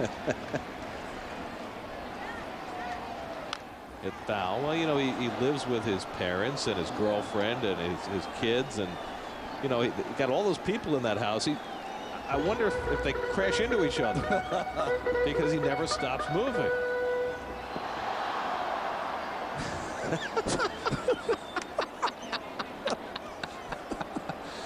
Thinks he's Julio Cesar Chavez. Off the outside corner, and it's 2-2. Who was he imitating, do you think? I don't know. But that great picture in Sports Illustrated of Chris Young swinging at Derek Lee. Did you see that? Yes.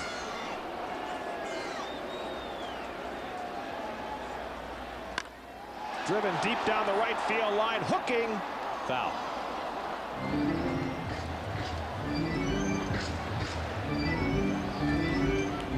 So Delgado getting some good cuts tonight, and Reyes is still going.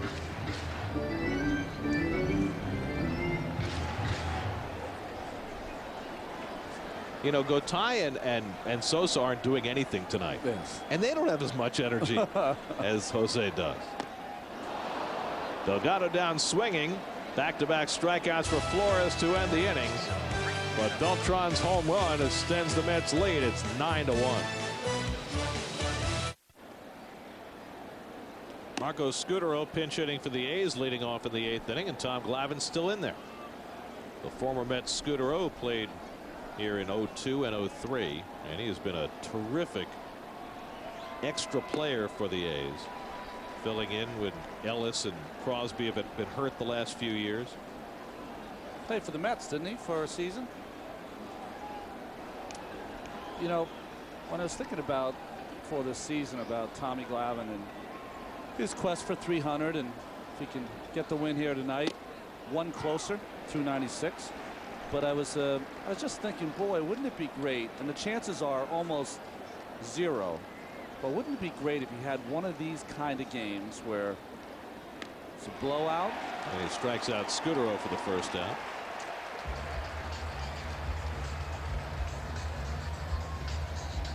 In 2007, Hyundai, the Mets, and SNY are teaming up to strike out cancer. For every K the Mets pitching staff registers, Hyundai, the Mets, and SNY will make a donation to the Hope and Heroes Children's Cancer Fund. If you'd like to help, go to hopeandheroes.org. What was I saying? I forgot. Oh, no, what I was saying is that on his quest for 300, that I don't know. I guess I was daydreaming one day, and I thought, wouldn't it be great with the career he's had? And the chances of this happening are not great, but it'd have to be a game like this where it's a blowout, where he's got a low pitch count. If ever he could pitch a complete game and get that last out, that would be really something. Well, it's been 2 years since Glavine had a complete game. He had a couple of them in the 05 season, none last year, despite going 15-7, and none in his first 15 starts this year. Travis Buck is 1 for 3, and it's 2-1 to Buck. And I know what you're saying, because it just makes the celebration of the moment so much greater if it can be on the mound when it happens. But that just doesn't happen anymore. And it makes you wonder how anybody ever throws a no-hitter, since nobody's used to even going 9 innings, much less going 9 innings without allowing a hit. But we've already had a couple of them this year. I just remember the celebration in New York of, remember Tom Seaver winning it? Don Baylor with that pop-up to left field. Won it as a White Sox. 3-2 to Buck, which annoyed Met fans to no end. Sure.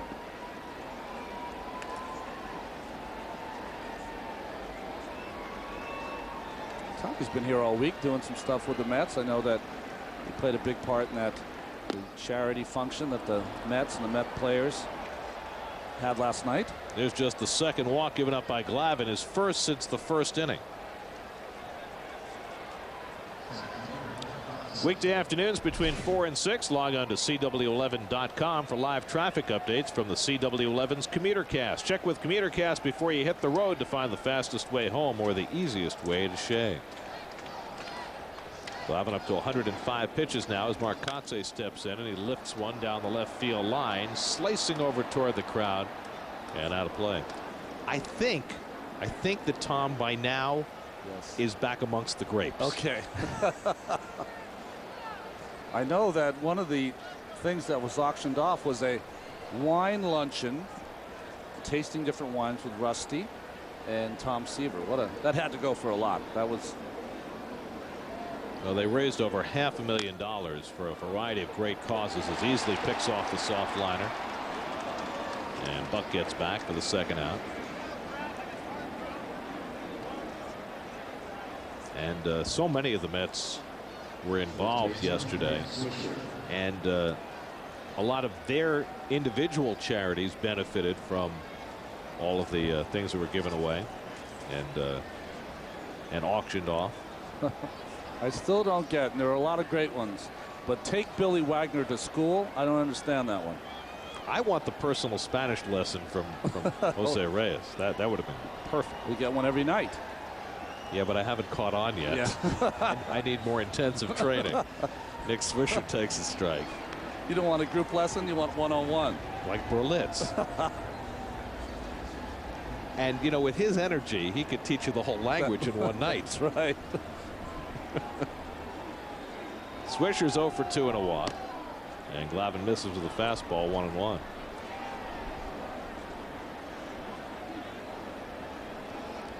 Mets scoring early and often tonight. And Glavine, after giving up a home run to Shannon Stewart in the second, has been solid. Towards short. Reyes on the backhand goes the short way to get the force. And Glavine is through 8 innings, having allowed just 1 run and 5 hits. A terrific night for Glavine, and the Mets cruising 9-1. After an off day yesterday, the Mets returned to the ballpark to take on the Oakland A's for the first time since the 1973 World Series. Glavine's night didn't feel so good when Shannon Stewart homered, but he got some great defense behind him, and that seemed to stir the entire team. Shawn Green with an opposite field home run. Glavine with a big night at the plate. Beltran adds a home run, and the Mets with a big lead, 9-1, as we go to the bottom of the 8th inning, and Glavine sitting on number 296 tonight. If the Mets can secure the final 3 outs in this game. Looks like Glavine is done after 110 pitches, and this is good news for the A's. Rich Harden going back to the mound. Well, Rich Harden is one of their premier starters. Is a young pitcher who can throw 99 to 100 miles an hour with that fastball. And he's had a variety of injuries. He's missed time over 4 different seasons with rib cage injuries, shoulder injuries. Not been able to stay healthy. What do you think about the idea as Damian Easley hits one in the air foul down the left field line, and Stewart over for a look, and it's out of play? What do you think about the idea of taking an ace pitcher coming back from a shoulder injury, or starting pitcher, and instead of stretching him out on rehab to start again, they're bringing him back at the big league level in the bullpen? Personally, I don't like it. I think that it's a because you have 2 things. Okay, I should make this point. If you're going to keep him in the bullpen for the rest of the year, I think it's fine as the closer. He can work an inning at a time, and that's what you're going to use him in that role. But if he's going to pitch out of the bullpen for a while, how do you ever stretch him out to make him a starter again? You're never going to have a game where you're going to be allowed to let him pitch 4, 5, 6 innings. It's always going to be an inning, maybe 2 innings at a time. It almost seems as though they're doing this out of necessity because Houston Street, their closer, is on the disabled list, and that otherwise they might not have done it this way. I mean, I remember a few years ago Matt Morris was coming back from injury. Guy had been a starting pitcher his whole career, and the Cardinals brought him back and worked him out of the bullpen the rest of that season. Yes. But the A's don't intend to do that with Harden. They say that he's going back into the rotation this year. Yeah. Well, that's hard to do when a guy is coming off injury. 1-2 to Easley, and he strikes him out with the fastball. So 1 away. Let's check in with Kevin Burkhardt for more on Harden. Yeah, guys, just to back up your thoughts, I talked to Bob Guerin about this exact same thing today, and And that is basically the plan. You know, he said that Harden would get in tonight, not close, but he wanted to get in some action, of course, just coming off the DL the other day. But he said probably after tonight, good chance he will be the closer, but until the All-Star break, because he feels after the All-Star break, stretch him out maybe once more, and then the week after the All-Star break, they want to get him back into being a starter. I think they're obviously a little confident, hopeful that Streak can come back. But Ronnie, it's an interesting point because he was asked, well, how does a guy go from pitching an inning and inning and inning to going 6 or 7? Didn't really answer that question, but they really feel a week after the All-Star break he'll be back starting for them. It's been a big night for Shawn Green, a homer, a double, 3 RBIs. I think it's fascinating because obviously they must have a game plan in mind, but exactly how it's going to work remains to be seen. Well, I bet you part of that game plan will include a simulated game during the All-Star break where maybe they get him up to 3, 4, maybe 5 innings of work. Right. So in other words, his first start or 2 might be 4 innings. Yes. 2 and 2 to Green. But one thing, even though he's been hurt, Rich Harden is in amazing shape. Part of the reasons that he's pulled some of those side muscles is that he's got the toward the middle, and Ellis on the backhand throws out Green 2 away. He's got the physique of a, you know, like a welterweight fighter. It was like Jay Payton. You know, Payton was had so little body fat. That's why he had so many problems with pulled muscles over the years. Payton, the guy who played for Oakland the last few years, now in Baltimore. Harden, of course, one of the few Canadian pitchers in the big leagues. But to me, he's 25 years old. He's probably the greatest asset that this organization has. Carlos Gomez takes ball 1. To me, just the idea of messing with that in any way is scary. Well, think about it this way. He's the best pitcher on that A's team, best starter. I mean, Danny Herron's been unbelievable, but when Harden is going right, I think he's been since the All-Star break of 2004. I believe he's 22-7 or something like that. So just an amazing record. Put it on the Mets way. What if the Mets decided that instead of getting Pedro Martinez back in shape to pitch 5, 6, 7 innings, they let him come back and pitch an inning in the bullpen every once in a while? You know, to me, this is almost more of a risk because you're talking about a young guy who, you know, he's 25, and are they going to pitch him back-to-back days? Are they going to pitch him 3 days in a row? You know, what if he has a 30-pitch inning? I just think there are too many variables in a guy who's never been a relief pitcher in asking him to fill that role and come out and be a closer for him. And Gomez down swinging, so Harden with an effective return to action. A 1-2-3/8 strikes out a pair, and looks like Glavine may be going back to the mound, trying for the complete game. The Mets have not had a complete game in 2007. Tom Glavine will try and give them one tonight. Eric Chavez leads off and rips a base hit into right field, and that might put a crimp in the plan. Chavez with his 3rd hit of the night. Half the hits Glavine's given up, and Willie Randolph gave Glavine the chance to get out there for the ninth, and the fans gave him a huge cheer, thinking that they might see something that's been a rare event in baseball these days, a complete game, but it's not to be. But it has been a complete game for Glavine. It has. On the mound, at the plate, and he deserves all the kudos tonight.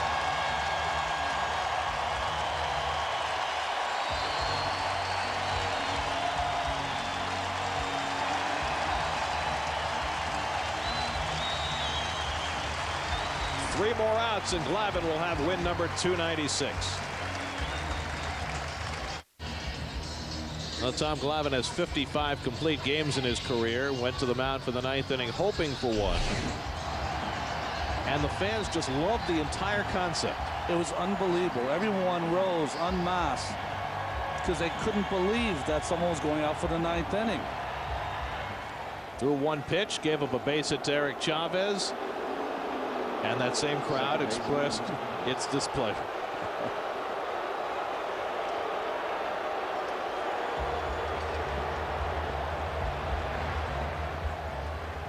8 innings plus for Glavine tonight. Aaron Heilman takes over and Mark Ellis takes ball one. Glavine was terrific after giving up the home run to Shannon Stewart. He gave up nothing else over the next 6+ innings. Just 6 hits overall, 111 pitches, only 2 walks, and 5 strikeouts, tying his season high. It's the second straight outing for Heilman in which he's been brought in with an 8-1 lead. Well, Glavine will love him to continue the one trend that he stranded all 14 inherited base runners. Ellis is 0 for 3 tonight. And he pulls it foul.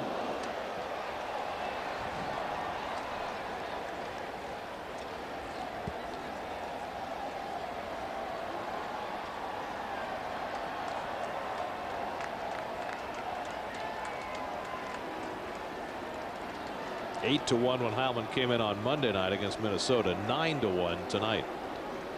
I lost track. To center field, and Beltran is right there. 1 away, and Chavez back to first. Well, it was a much needed game after the off day for the Mets. Much needed game for Tommy Glavine after the last couple of starts. And he talked about making adjustments and how he wanted to work on different sequences of pitches. But he said it was hard to work the last couple of games against the Tigers and Yankees because he was behind every hitter and really had to catch much too much of the plate. But outstanding job tonight, just on top of his game. Shannon Stewart 2 for 3, and he lines one into left field, and that's a base hit. So Stewart has 3 hits. Chavez has 3 hits. The rest of the Oakland team has a total of 1. And there are 2 men aboard, with Bobby Crosby coming up.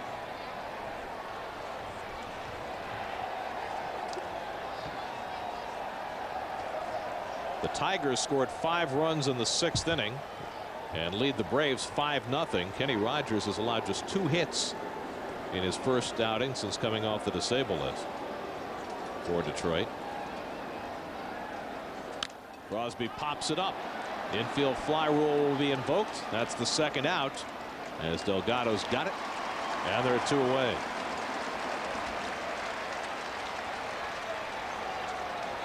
So Aaron Heilman trying to register the final out of the night. The Phillies lead the Cardinals 5-0 bottom of the 4th. So if the Mets and Phillies win and the Braves lose, the Phillies would move into 2nd place, a half game in front of the Braves and 2 games behind the Mets.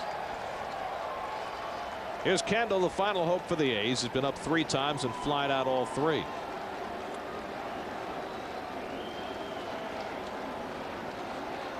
There's a strike. 0-1. Tomorrow night it's El Duque for the Mets, Joe Blanton for the A's. 7 o'clock game. We'll have it for you on the CW11.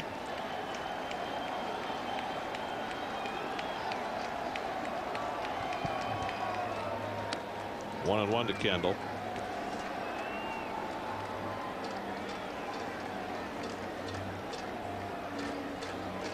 Willie Randolph has said all along this season that other than Billy Wagner, there are no roles in the Mets bullpen. I honestly think that's a great idea, because what happens with relief pitchers, they have too much time on their hands. If they're down there and they start to manage a little bit with the manager instead of just being ready at all times, you never know what could happen. Kendall waves at the changeup, and now the A's are down to their final strike.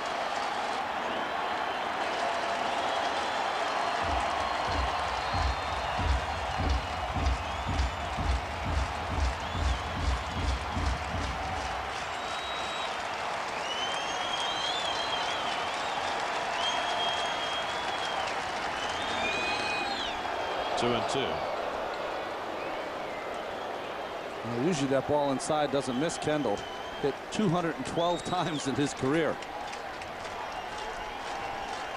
He's even slumping in that area.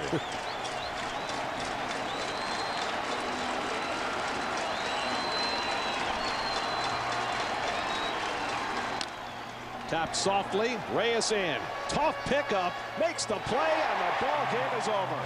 And after going more than a month without a win, Tom Glavine has career victory number 296.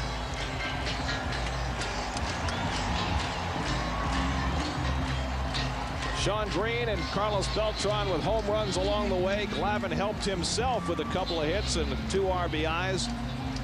And Glavine, who had been stung in his last 2 starts by the Tigers and the Yankees, was back to his old self tonight against the Oakland Athletics. The Mets showing a lot of energy coming back from the off day, and they win it easily 9-1.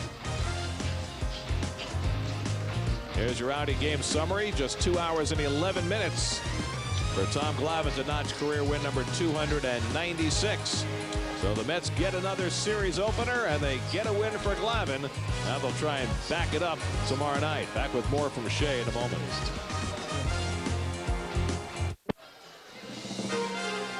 Mets baseball on SNY is brought to you by Nissan and the next generation Nissan Altima. By Geico, 15 minutes can save you 15% on car insurance. Visit geico.com or call 1-800-947-AUTO. By the Hawaiian Tropic Zone in Manhattan's Theater District. Open 7 days a week for lunch and dinner, featuring celebrity chef David Burke and the models of Hawaiian Tropic. By Citi, let's get it done. By Aflac, ask about it at work. And by IO Digital Cable, the leaders in HD and presenting sponsor of the Mets in high definition. Do you see in HD? Well, Tom Glavine gets career victory number 296 as the Mets roll over the A's tonight 9-1. Be sure to join us for our next Mets broadcast tomorrow night at 7 on the CW11 as the Mets play Game 2 of this series against the A's with El Duque on the mound. Coming up next, it's Nissan Postgame Live with Matt Yaloff and Lee Mazzilli. Mets came back from an off day. Tom Glavine trying to come back from a couple of real off days, and he was in the groove early.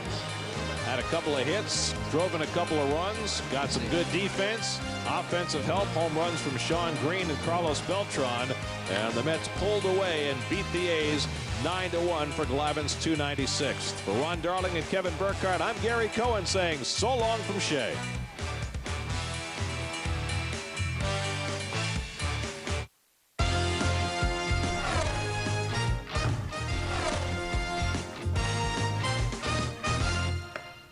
So the Mets improved to 17-6 in series openers this year by beating up on the Athletics tonight 9-1. You saw the game here on SNY. This is Nissan Postgame Live with Lee Mazzilli. I'm Matt Yaloff. We're going to hear from Ron Darling in just a second. Willie Randolph, Tom Glavine coming up. Now, Matt, as you said in the pregame show, the one thing above everything else the Mets needed day after day after day was clutch hitting, doing it with guys and running and scoring, runners in scoring position. I think that's what you said. That's what I said. And they got it tonight. Yeah, they got runners it tonight. in scoring position, and that's what they did exactly from Beltran and Delgado. And they had 3 2-out hits, which they have not done in such a long time.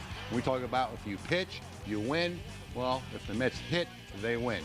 Glavine just did an outstanding job today. They needed the hits, and it all started for me with Jose Reyes in the first inning with that bunt attempt. Yeah, we're going to get into that as a turning point of the game. Maz is going to expand on that. Before we do that, we join Ron Darling at Shea Stadium, who watched Tom Glavine's 296th career win. Ronnie, after the home run to Shannon Stewart, it looked to me, both at the plate and on the mound, that Glavine was not going to be denied tonight. He had an edge. He had an attitude tonight. What did you see from your standpoint? Well, listen, Tommy's about as proud a pitcher you're ever going to come across. So having the 2 starts that he had, of course, against the Tigers and the Yankees did not sit well with him. And he went back to the drawing board and made some adjustments, and he was just fantastic tonight. Yeah, he gave up that home run to Stewart, but it was the way he pitched to the hitters before Stewart. Very aggressive, strike one, trying to go after the hitters early in the count. And you could see the home plate umpire, Bill Meyer, had a nice plate, was calling those pitches inside. And I think the turning point, was when he got a couple of runners on in the 4th inning, and Bobby Crosby hit that smash to Reyes, who turned it into a double play. After that, everything seemed a lot easier for Tommy. And with the bat and with the left arm tonight, it was pretty fantastic. Hey, Ronnie, does this team look for Glavine to kind of stop the bleeding every time he goes to the mound? Well, I think Tommy Glavine's always been the same kind of pitcher for all 296 wins. And that is, he's the kind of guy that just is a blue-collar pitcher. He takes the ball 35 times a year. He's always going to give your team the best chance to win that game, and he'll always keep you in the game. And I think that's what makes him so special. So as a player playing behind him, what do you think? Well, Tommy Glavine's pitching tonight. We got our best shot to beat that other team. And the last 2 games, it has not been the case, but tonight it was vintage, classic Tom Glavine. You know, one thing, I got to disagree with you, because during a game when Glavine got the hit, and you said, well, they're in shape, they keep their legs in shape, and he came around the bases, you know, you were a good hitter now, and when you're in that dugout, you're out of gas. You know that. I gotta protect the pitchers now. Yeah, Come I on. know, but you're out of gas, my friend. Them. No, you can be out of gas, absolutely. I'll never forget, I got a triple in Chicago in Wrigley Field, came around to third base, Buddy Harrelson, the third base umpire, and I wasn't breathing that hard. And Buddy Harrelson said to me, that's the first time I've ever had a pitcher hit a triple, come to third, and not be totally out of gas. So sometimes you can do it, but a great job by Glavine. And then, of course, trying to stay ahead of Reyes is probably the biggest trick after Reyes hit that ball in the gap. Yeah, and we're looking at video now of that inning with Glavine and the double and then the sacrifice. And they played small ball tonight. And, Ron, that leads me to the next question. The small ball changed into long ball, and it's not a surprise that in the middle of all this is Carlos Beltran, who we haven't seen a whole lot of in terms of consistent hitting. Tonight, the balance looked there. He looked like he was right on. And you know what? When he hits, it changes the complexion of everything that goes on in that order. Well, I think it's really the middle of that order. When you have Beltran and Delgado both having the nights they had tonight, Beltran, I think now, guys, his legs seem to be doing a little better, and so his hitting goes as his legs feel.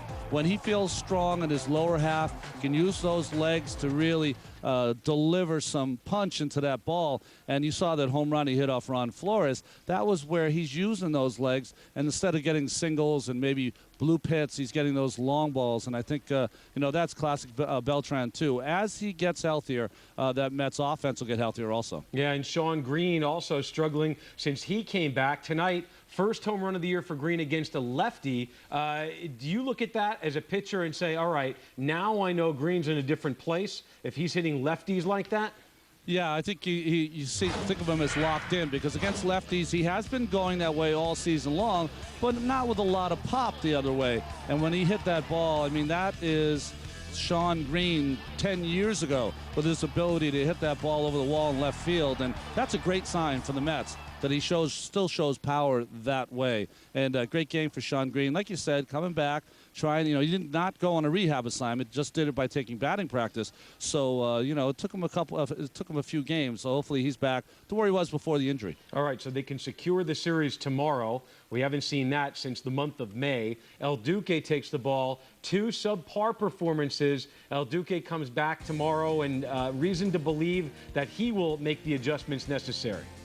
Well, you know, against this lineup, I think, of the Oakland A's that can be very consistent, that can be very patient, I think El Duque is going to have to do some of the same things that Tom Glavine did, and that is he's going to have to be real aggressive on strike one, try to get ahead of these real good Oakland A hitters. They got a lot of young hitters, though. If you can get ahead, maybe you can get them to chase that breaking pitch that is the standard for El Duque.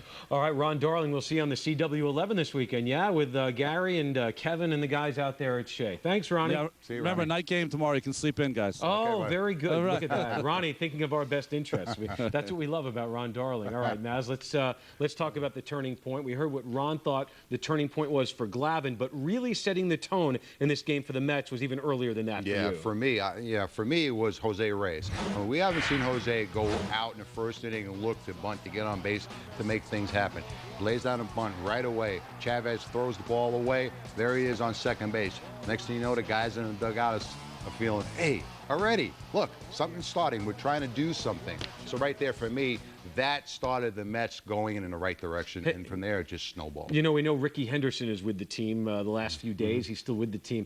Is it possible Ricky got in Jose's ear and said, hey, look, do what you do best, which is starting the fire, using your legs, and using that energy? Yeah, I think it's, yeah, sure. You know, the thing is, when you have aggressive baseball players like Ricky Henderson and Jose Reyes, you know what, you talk the same language sometimes.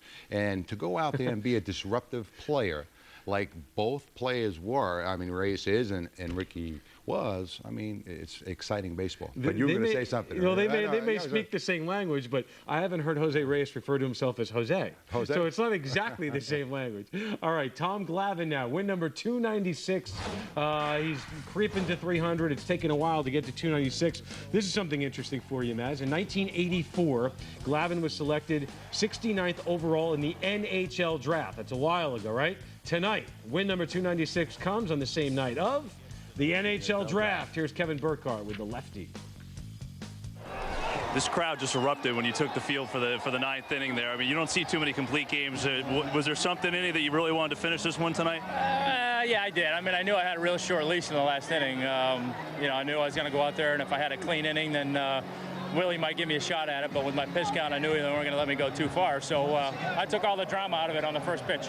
This had to feel like a giant monkey off your back. I mean, first it was bad luck, then a couple rough outings, and just really it seemed like everything was going your way tonight, pitching and hitting. Yeah, more so because of the way the last two games went. You know, I mean, the not winning a game, I mean, that wears on you, and you know, it's frustrating, and you know, like I've said, because I want to be a part of the fun too, and when you're not, it's frustrating. But you know, more so because of the last two games. I mean, my last two games were bad, and you know, I'm upset by him, I'm embarrassed by him, and I knew that there were some things that I was feeling that I wanted to try and fix. And for the most part tonight, it was better. You know, I'm not saying it was totally the way I wanted it, but it was much better.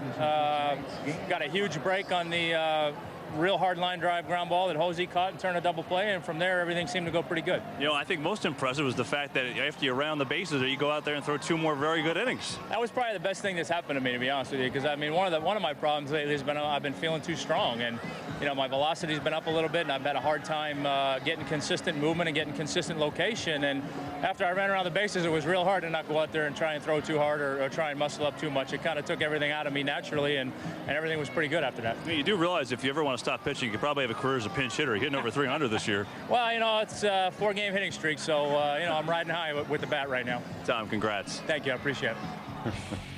4-game hitting streak. Yeah, he had a 3-game going in that matched his single season high for the Mets. He hit in 4 straight back in 2005 and 06. It kind of spanned those 2 seasons. You know what? It's nice to hear a guy with this kind of resume and this kind of experience saying, I was embarrassed by what I did. What he's admitting is he's not perfect and he can still improve. Yeah, and what he's also saying is I have a lot of pride in myself, and I do care about what I do out there. And you know what? You lose a couple of games, or if you're a position play and you make errors and you're not hitting, it bothers you. And for a guy like, in his stature, Hall of Fame pitcher, saying, you know what, I'm not happy what I'm doing right now, I want to make it better. And that's what he did. Yeah, and you can almost feel the energy coming through the television tonight. We haven't seen much of that or felt much of that lately from the New York Mets. Maz and I go inside the game after a break, and later on you're going to hear from Willie Randolph. You're going to hear from other Mets as they beat the Oakland Athletics 9-1 in the opener of a 3-game set. Nissan Postgame Live is presented in high definition by IO Digital Cable, the leader in HD. Do you see an HD?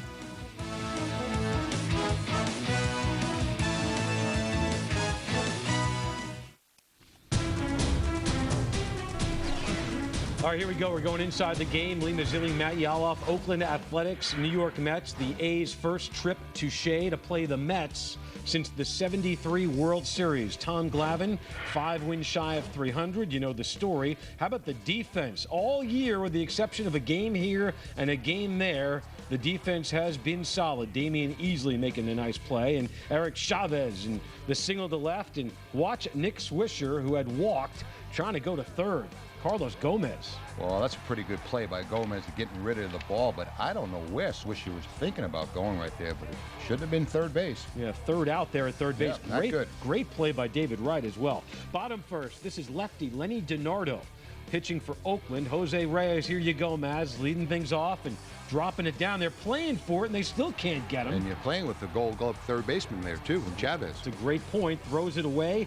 Speed does that to you. Carlos Beltran here, after a Paul LaDuca flyout, drops one in, and just like that, Reyes is in. The Mets are up 1-0. 40 RBIs for Beltran at that point. Top of the second, Oakland gets the run right back. Shannon Stewart, he's been around the American League. You don't hear much about him these days. That's his 4th homer of the year. It's a 1-1 game. Bottom third, Tom Glavine.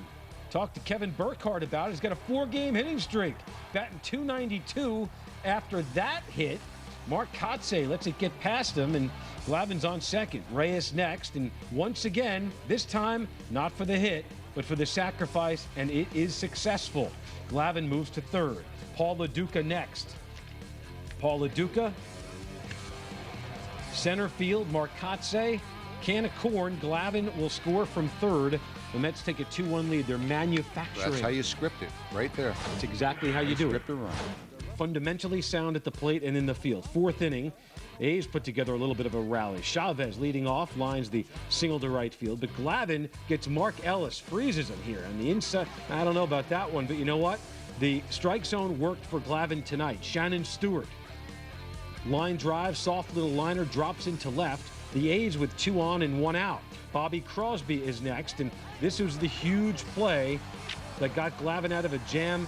Wow. That's just a bullet. Great play by Reyes. And right there, that just saved Tommy Glavine. He felt that just turned his whole game around right there. Just, that picks a pitcher up right there when you can get a double play and get you out of trouble right there. Bottom of the fourth, it's Carlos Delgado. Up the middle, first hit of the game for Delgado, but Damian Easley steps in and puts this one to bed. 6-4-3 double play. So the A's give it right back with a double play of their own. Bottom of the fifth, Shawn Green leading off. And this is Shawn Green's first home run of the year against a left-handed pitcher, and he does it the other way. 3-1 Mets, number 6 for Green on the season. Bottom 6, Carlos Beltran. Hitting the ball real hard. You know what? We saw some great at-bats in the last few games, Maz. You mentioned that a few shows ago. This time it's an error, and it turns out to be a huge error because Mark Ellis can't get rid of this one after he stopped it from going into the outfield. Beltran is on, Wright is on, and Delgado comes through. That's a 2-out hit. I'm sorry, a 1-out hit, but a hit with a runner in scoring position. And the Mets are on the board again, 42 RBIs for Delgado. After getting Easley to fly out for the second out, Shawn Green deep to right field, and Travis Buck looked like Uncle Buck there, didn't he? Wright and Delgado come in. Green's 2-run double has the Mets now they're pulling away. It's 6-1. The A's decide to intentionally walk Carlos Gomez to get to Glavine. You don't do this. You don't do and this. And you don't do a balk. Bob Karen, what is he? Oh, and then they balk. They balk. Runners move up, and the Mets have the A's where they want them. And then wouldn't you know it, Glavine, second hit of the game. 2 more come in. That's a 2-out hit. Green had one. Glavine had one. Jose Reyes now with Tom Glavine at first. And this is always fun for the position players, right, Maz? To watch the pitcher run the bases. Mark Kotze can't get to it. Here comes Glavine. Here comes the relay. And the relay gets Glavine. Oh, did he get him? I think he got him on the elbow. Yeah, he just got him. Umpire's in a great spot, and look at that, a little smile. That's gonna be a Snickers and an orange and some Gatorade, right, before he goes back out there. And he goes out and playing defense. Tom Glavine off the mound, Shannon Stewart with the comebacker, and Bobby Crosby, and look out. Tom Glavine makes the play. Bottom of the seventh, 8-1 Mets, Carlos Beltran. This is as good as you can hit one right here. Man. How does that feel? I don't know. Yeah. I have no idea. And that was not rehearsed, folks. That is Lee. He'll be at the Laugh Shack tomorrow night. Lee Mazzilli. Tom Glavine out for the complete game, and Chavez leading off the ninth. That's a base hit. So Willie, Willie said, "I'm going to give you the ninth. You can start it." We know what? Willie showed me something going out to that mound. Oh, yeah. He did, yes, he did. He did. He has a pen for a reason. Aaron Heilman finishes things off. 9-1 is the final score. Glavine with career win number 296. He is 6-5 on the season. So the Mets win, which is a good thing. They've kept that top spot, and right now they have a 2-game edge on the Braves. The Braves in progress, and the Phillies are 2.5 games back. The Phillies are also in progress. So the Mets win game 1 of the series. They need 1 more in the next 2 to break that streak of 6 consecutive series losses. We take another break on Nissan Postgame Live. Maz and I return with more reaction. Willie Randolph and the gang from Shea after this.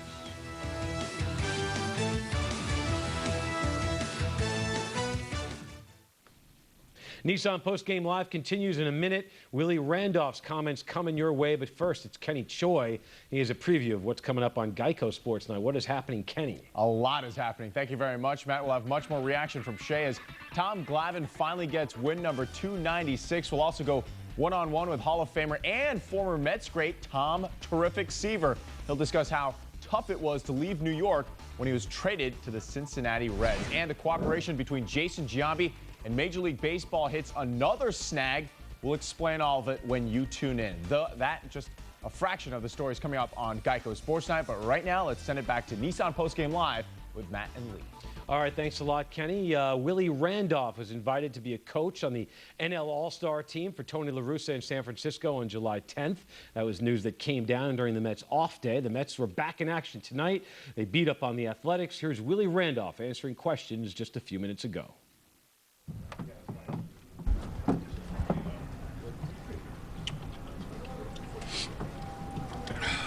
Willie, how comforting was it to get out in the lead early and then continue to tack on more runs as the game went on? Something that hasn't happened lately.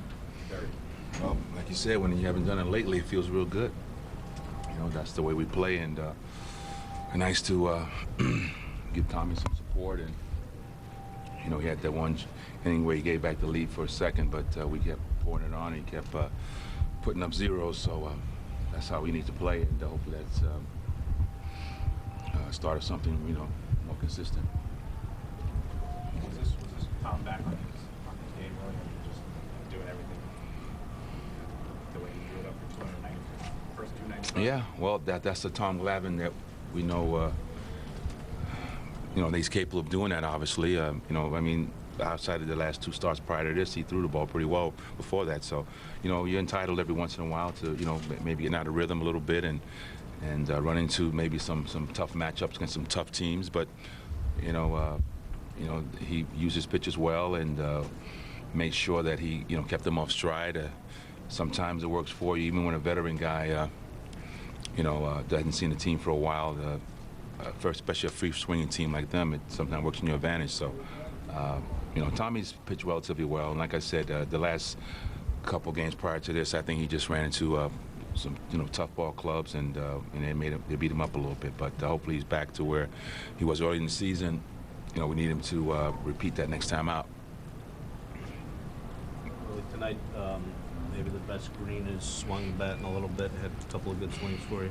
Yeah, he hit the ball hard. I mean, you know, the left center field is where he needs to stay, and we're trying to get him to understand that's where he has to continue to drive the ball. But that's Shawn Green I remember in those Toronto days. He used to do that a lot. And a big knock to over the right fielder's head that knocked in a couple insurance runs for us. So, you know, before he got hurt, he was swinging the bat very similar to that. And, you know, guy shoots a little bit slow, but that's expected after you've been out for a while. But, you know, he needs to pick up for us. I mean, you know, with a Lou being out and hopefully the Carlos is starting to pick up a little bit. We need Green to kind of chip in and help out also. So hopefully, again, that's a sign of things to come.